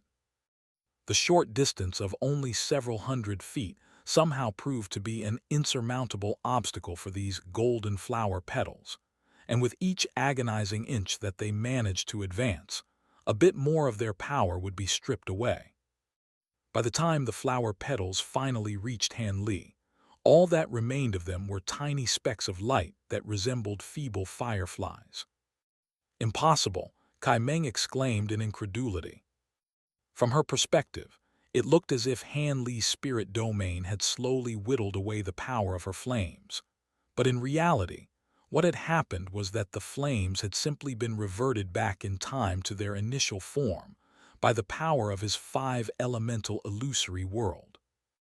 All external objects that entered the five-elemental illusory world would be rejected by the immense time law powers within, forced to revert back to their initial state. A cold sneer appeared on Han Li's face as he stepped forward to arrive before Kai Meng in the blink of an eye. She was aware that as one of the three paramount laws, the laws of time were naturally superior to all other law powers, but never had she imagined that the gulf would be so severe. In the wake of this astonishing turn of events, she had already lost all will to fight and immediately turned to flee. "Where do you think you're going?" Hanli sneered as he expanded his spirit domain once again to encompass Kai Meng, and the moon above his head swooped down from above to pursue her. The moon was formed by the mantra-treasured axis, and the closer one's proximity to it was, the more severely they would be impacted by its time-slowing abilities. As the moon descended upon her, Kai Meng could feel herself getting slower and slower, and her agitation was growing by the second. Left with no alternatives, she raised a finger to her own glabella, and a fiery mark appeared on the glabellas of the two black-robed figures trapped under the mountain range in Han Li's spirit domain. A burst of violent power erupted out of the pair of fiery marks, and the two black-robed figures exploded into a pair of fireballs that expanded in all directions at an alarming rate. Intense waves of heat swept through the air, instantly reducing the mountain to countless particles of golden sand, while much of the eastern vicissitudes' divine tree forest was also destroyed. The damage sustained by the spirit domain was instantly reflected in Han Li, and he swayed unsteadily on his feet as blood trickled down from the corner of his lips. Taking advantage of this brief delay, Kai Meng sped away into the distance as a streak of red light. Meanwhile, the battle between Klin and Giant Q had already concluded, with the former adopting his true gold-devouring beetle form to devour the latter. Elder Zai Tang had also been defeated, with Weeping Soul's infernal ghost claw pressed against his Dantian and glabella. Elder Zai Tang was an extremely formidable cultivator in his own right, and given the special nature of his law powers, the average great encompassment cultivator would have definitely been no match for him. But unfortunately, Weeping Soul was a perfect counter to his powers. Right at his moment, Lan Yan suddenly began yelling from afar in a pleading voice, "Don't kill him! Please don't kill him!" Han Li's brows furrowed slightly upon seeing this, and he said, "Don't kill him for now, Weeping Soul. We can find out more information about the heavenly court from him." Weeping Soul nodded in response, and the vertical eye reappeared on her glabella before releasing a beam of red light with the intention of immobilizing him. But to everyone's surprise, he had a very fiery and unyielding personality, and a ghostly creature abruptly sprang out of his right eyeball to bite down onto High Head as he yelled, "You're not getting anything out of me." At the same time, a burst of black light appeared within his glabella, broadcasting his intention to self-detonate. "Look out!" Han Li yelled, and Weeping Soul immediately sprang back in retreat. In the next instant, an earth-shattering boom rang out as a pillar of black light rose up into the sky, then transformed into an enormous black tornado that swept through the air in all directions. The self-detonation of a great encompassment cultivator's Dantian was akin to a cataclysmic natural disaster, and Han Li was traversing rapidly through the storm while connecting Xiaobai, Weeping Soul, Lan Yan, and Klin to himself, using ropes formed by immortal spiritual power in the process. All of a sudden, countless arcs of silver lightning descended from the heavens to form a lightning formation that encompassed all of them before vanishing in a flash. There was a spacious area above an underground river in a certain valley, outside Gilded City. This was the destination of Han Li's lightning teleportation formation, and as soon as they arrived, Klin immediately cupped his fist to him in a grateful salute as he declared, "Thank you for saving my life, fellow Taoist Han. I'll be sure to repay you if the opportunity arises." "It's fine, I just so happened to have been passing through. Why were those heavenly court cultivators pursuing you?" Han Li asked. "I'd like to find out myself. They simply began targeting me for no stated reason. In any case, this isn't the first time I've been hunted by the heavenly court, so this is nothing new for me," Klin replied. Han Li then turned to Lan Yan, who was looking very crestfallen, and asked, Aren't you a disciple of the Nine Origins Temple, Lan Yan? What were you doing with those heavenly court cultivators?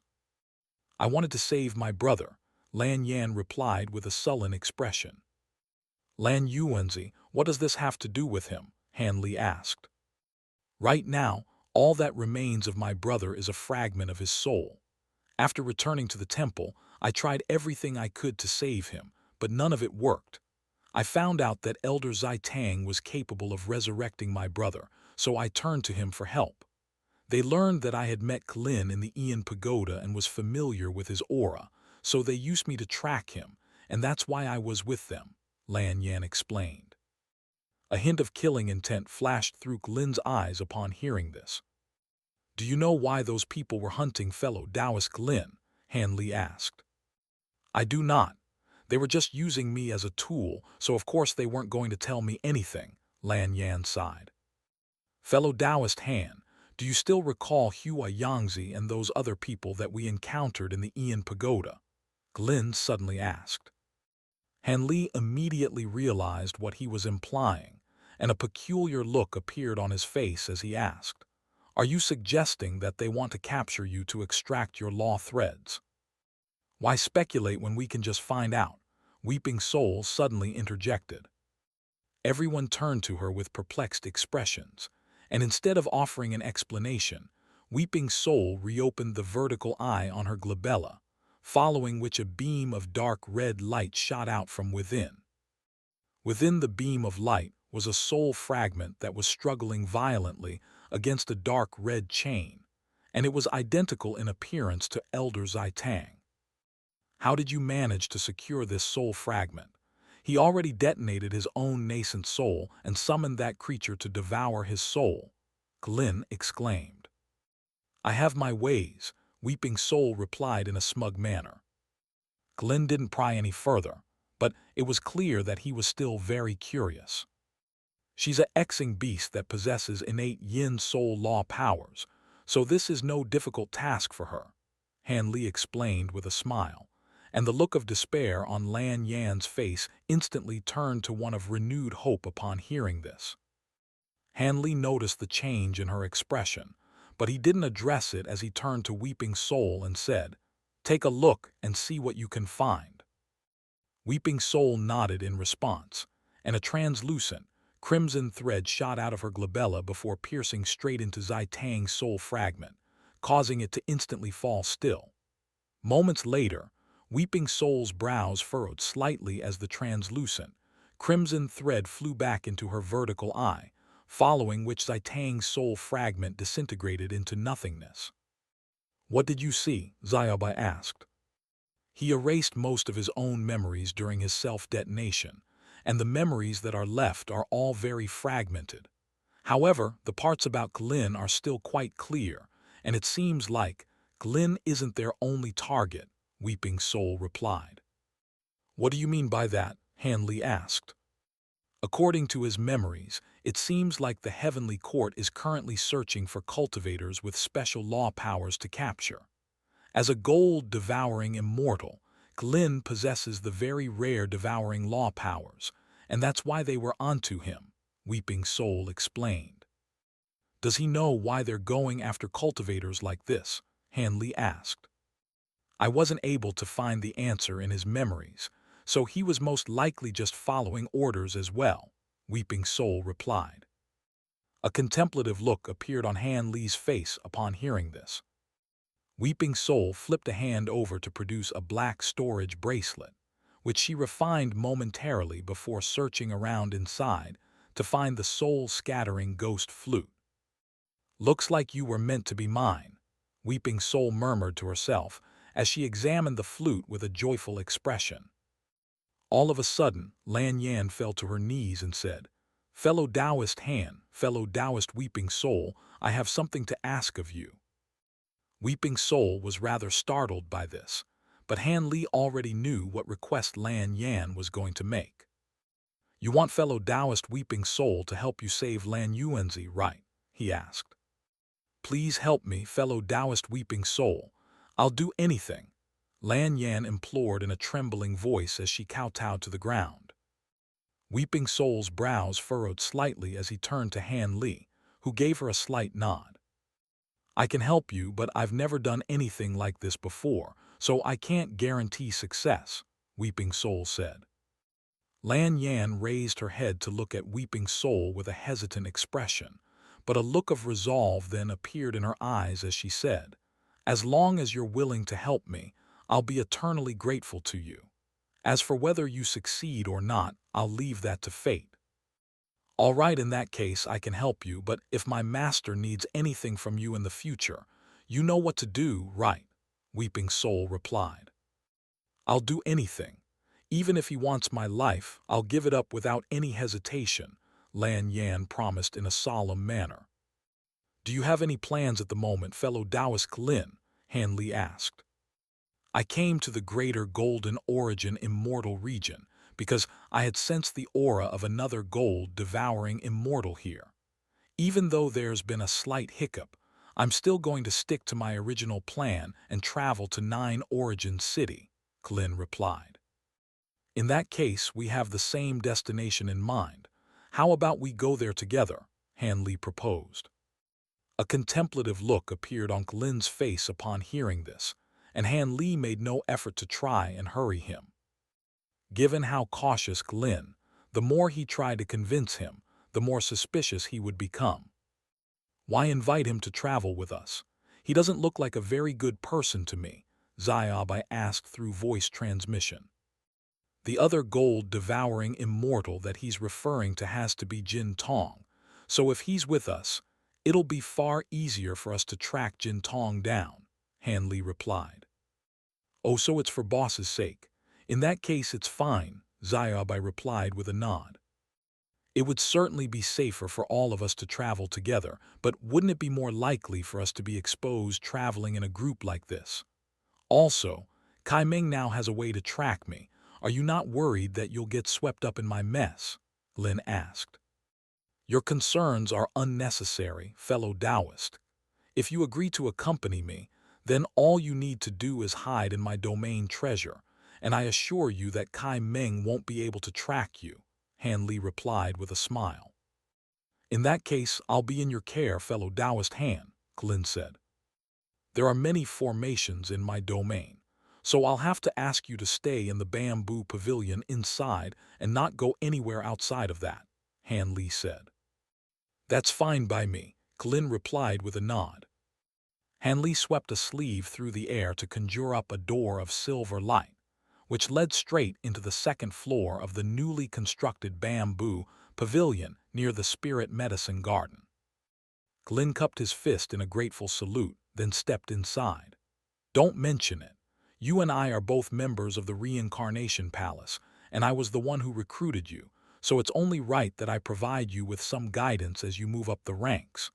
By the way, once you get to Nine Origin City, come to the Cloud Peak Inn in the outer city. That's a secret outlet of our Reincarnation Palace, so it's a safe place for you to stay," Worm 3 said with a smile. However, Han Li didn't appear to have heard her, and he was still examining the mask in his hands in silence. Worm 3 faltered slightly upon seeing this, then asked, "Do you have any questions, fellow Taoist Han?" Han Li was silent for a moment longer, then said, "Fellow Taoist Worm 3, surely it's about time that you divulged more details pertaining to the mission to me." Back when he was still at the High Zenith Palace, he didn't dare to ask too many questions about the mission for fear of being swept up into the conflict between the Heavenly Court and the Reincarnation Palace. But now that he had reached the great encompassment stage, he was feeling bolder and ready to learn more. "I don't know much about this mission myself, so I'm afraid that I have nothing to tell you even if I wanted to," Worm 3 sighed in an apologetic manner. "We've known each other for quite some time already, fellow Taoist Worm 3. I don't know your exact status in the Reincarnation Palace, but I can tell that you're quite high up in the hierarchy. To be frank, I think you know more about the mission that you're letting on. Seeing as we're going to be working together, I suggest you be more candid with me," Han Li said in a meaningful voice. "I truly have no information to share, fellow Taoist Han. This is an extremely important mission that's being personally overseen by the most powerful members of our reincarnation palace, and I'm serving as nothing more than a messenger, Worm 3 replied with a wry smile. Han Li could see that she seemed to be telling the truth, but just to make sure, he decided to enlist Weeping Soul's help. Is she telling the truth, Weeping Soul? He asked through voice transmission. This is only a projection, so I'm unable to detect her soul fluctuations, but judging from her expression, it doesn't seem like she's lying, Weeping Soul replied, and Han Li's brows furrowed slightly upon hearing this. Worm 3 could see that Han Li wasn't very pleased with this answer, and she said, I may not know much about the mission, but I have gathered some information that I'm sure you'd like to hear. Oh, what is it? Han Li asked. Jin Tong is currently still in the Nine Origins Temple, and she's safe for now. Her captors are planning to offer her up to the Time Dao ancestor during the Badhai banquet, so they won't do anything to harm her. In fact, they'll most likely even help her advance in her cultivation so that she makes for a more appealing gift, Worm 3 said.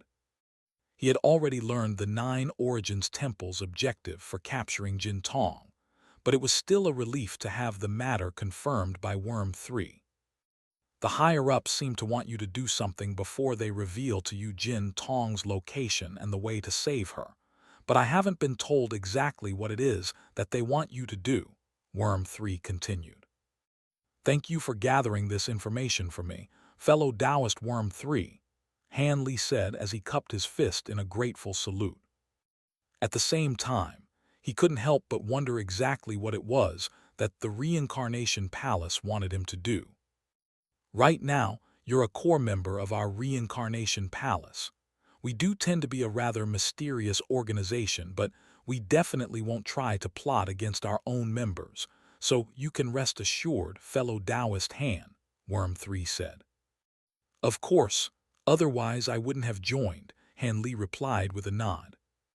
The two of them chatted for a while longer before concluding their communication, following which Han Li called Xiaobai and Weeping Soul out of the Flower Branch domain.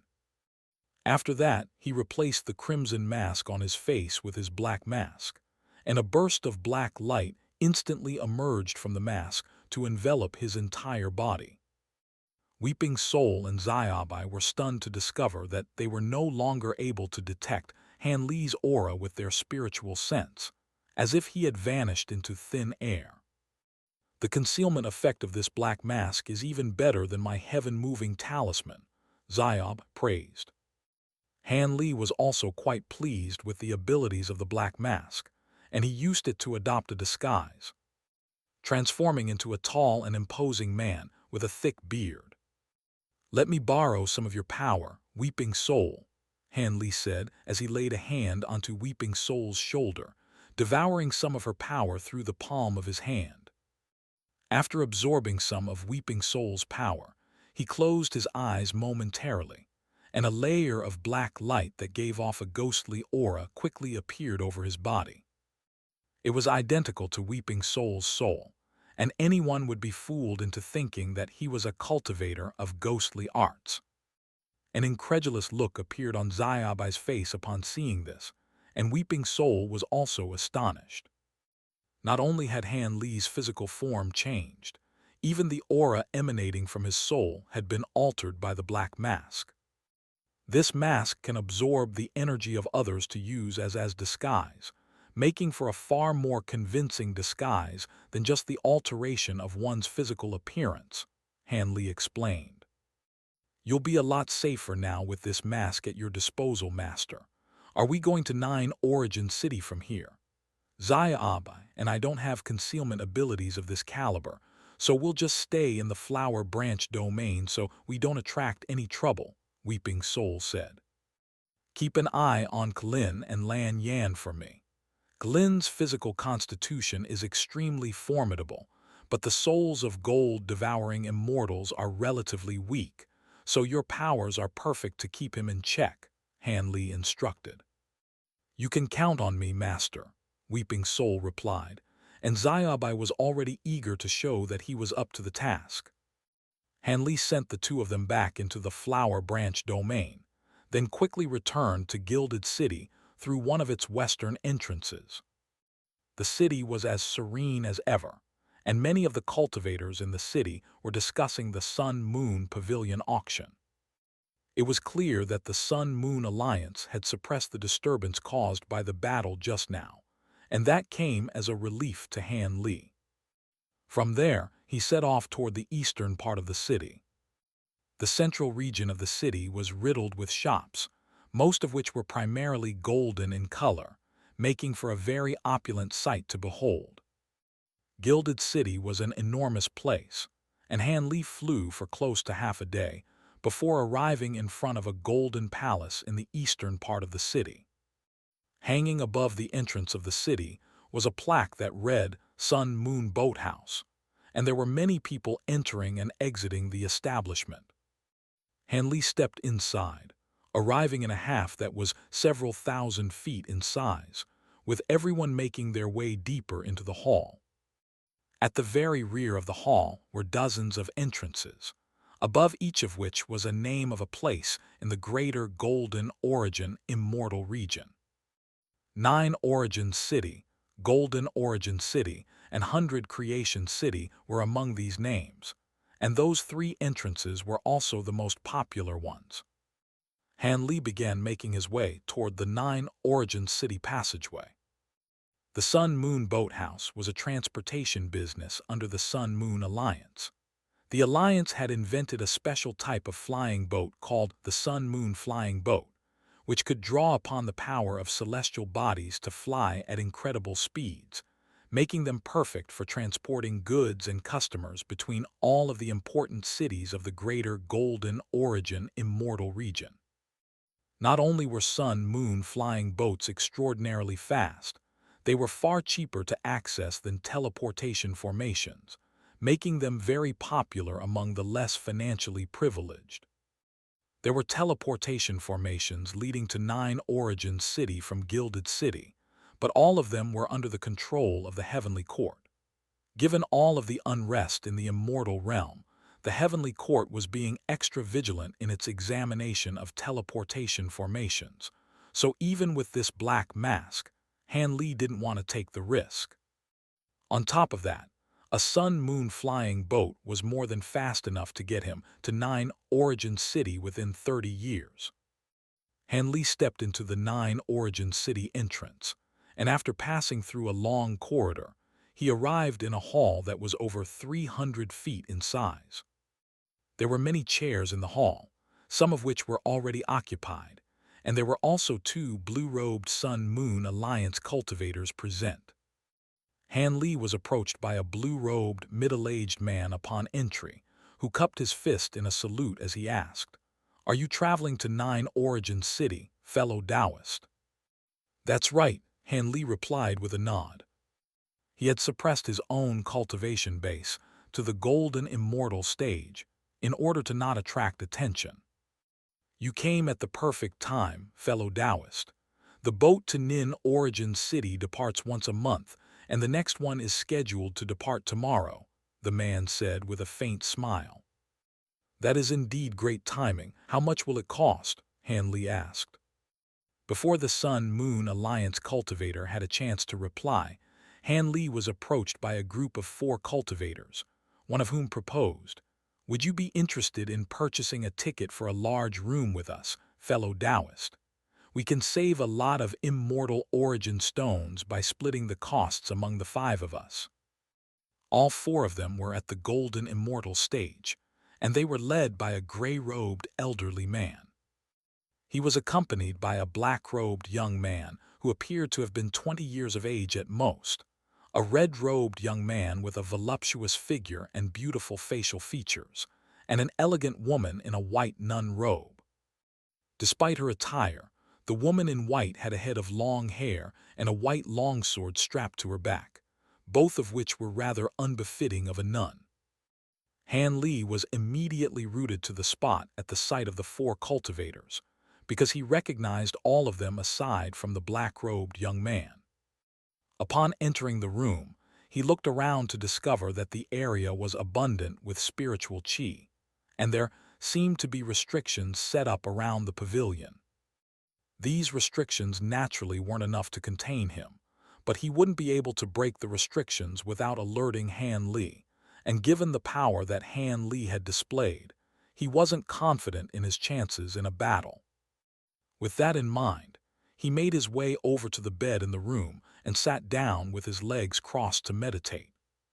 After closing the door of silver light, Han Li turned to Weeping Soul and asked, "Can you help Lan Yuanzi's soul in its current incomplete state?" "I have a soul-nurturing secret technique that should work, but it's going to take a long time. Once his soul is fully restored, he can find another body to possess," Weeping Soul replied.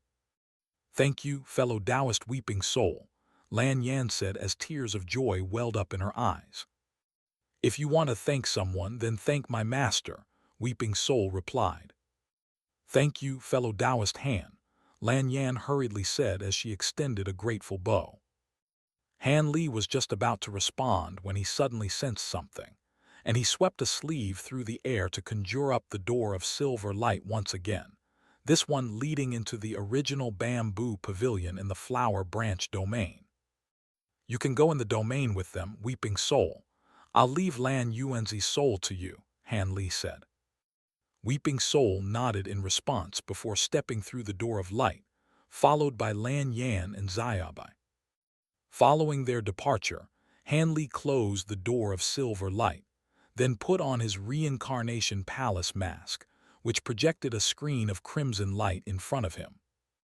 An elegant figure appeared on the screen of light, and it was none other than Worm 3. "You've finally gotten in touch with me, fellow Taoist Worm 3, Han Li said with a faint smile. "My apologies, I've been really busy lately." "Oh, could it be that you've already reached the great encompassment stage?" Worm 3 asked in a surprised manner. "How could you tell?" Han Li asked. "I was taught a technique by a senior of mine that allows me to roughly gauge one's cultivation base according to certain signs," Worm 3 explained with a smile. "Where are you right now, fellow Taoist Han?" Han Li was a little hesitant to respond, given the warning that Worm 3 had previously issued to him, but after a brief hesitation, he decided to tell the truth.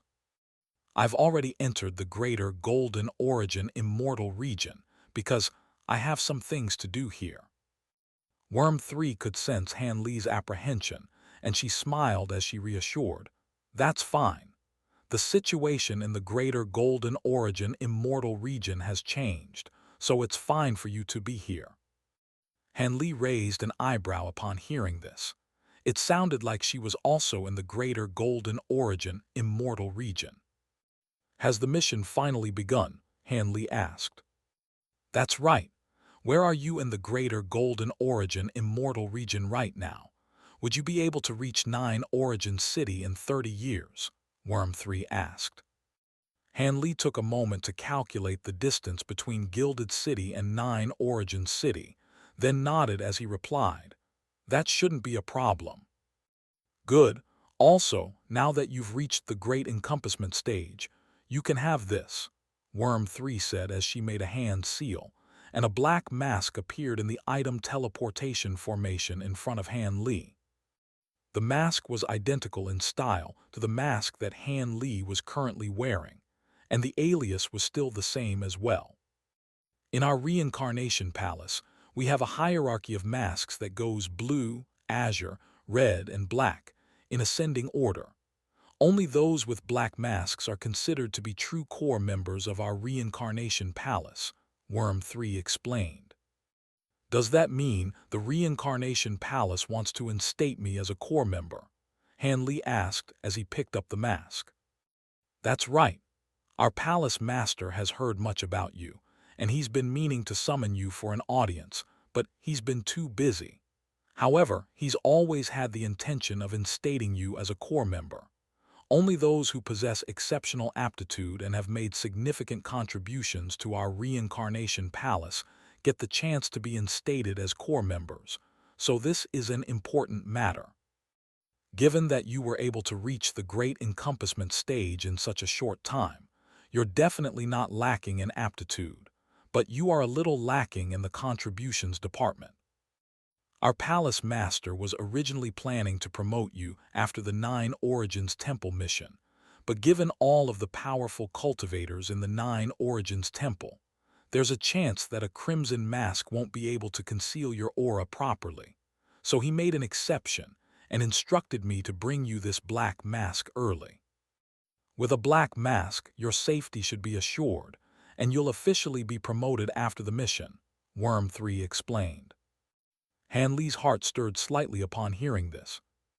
The master of the Reincarnation Palace was an extremely renowned figure, and given that he was able to create a monolithic entity capable of opposing the Heavenly Court, there was a very good chance that he was a Tao ancestor. The thought of someone like that keeping tabs on him was a rather disconcerting thought for Han Li. You have my thanks, fellow Taoist Worm 3, and please pass on my gratitude to the palace master, Han Li said as he examined the black mask with his spiritual sense, upon which his expression instantly lit up slightly.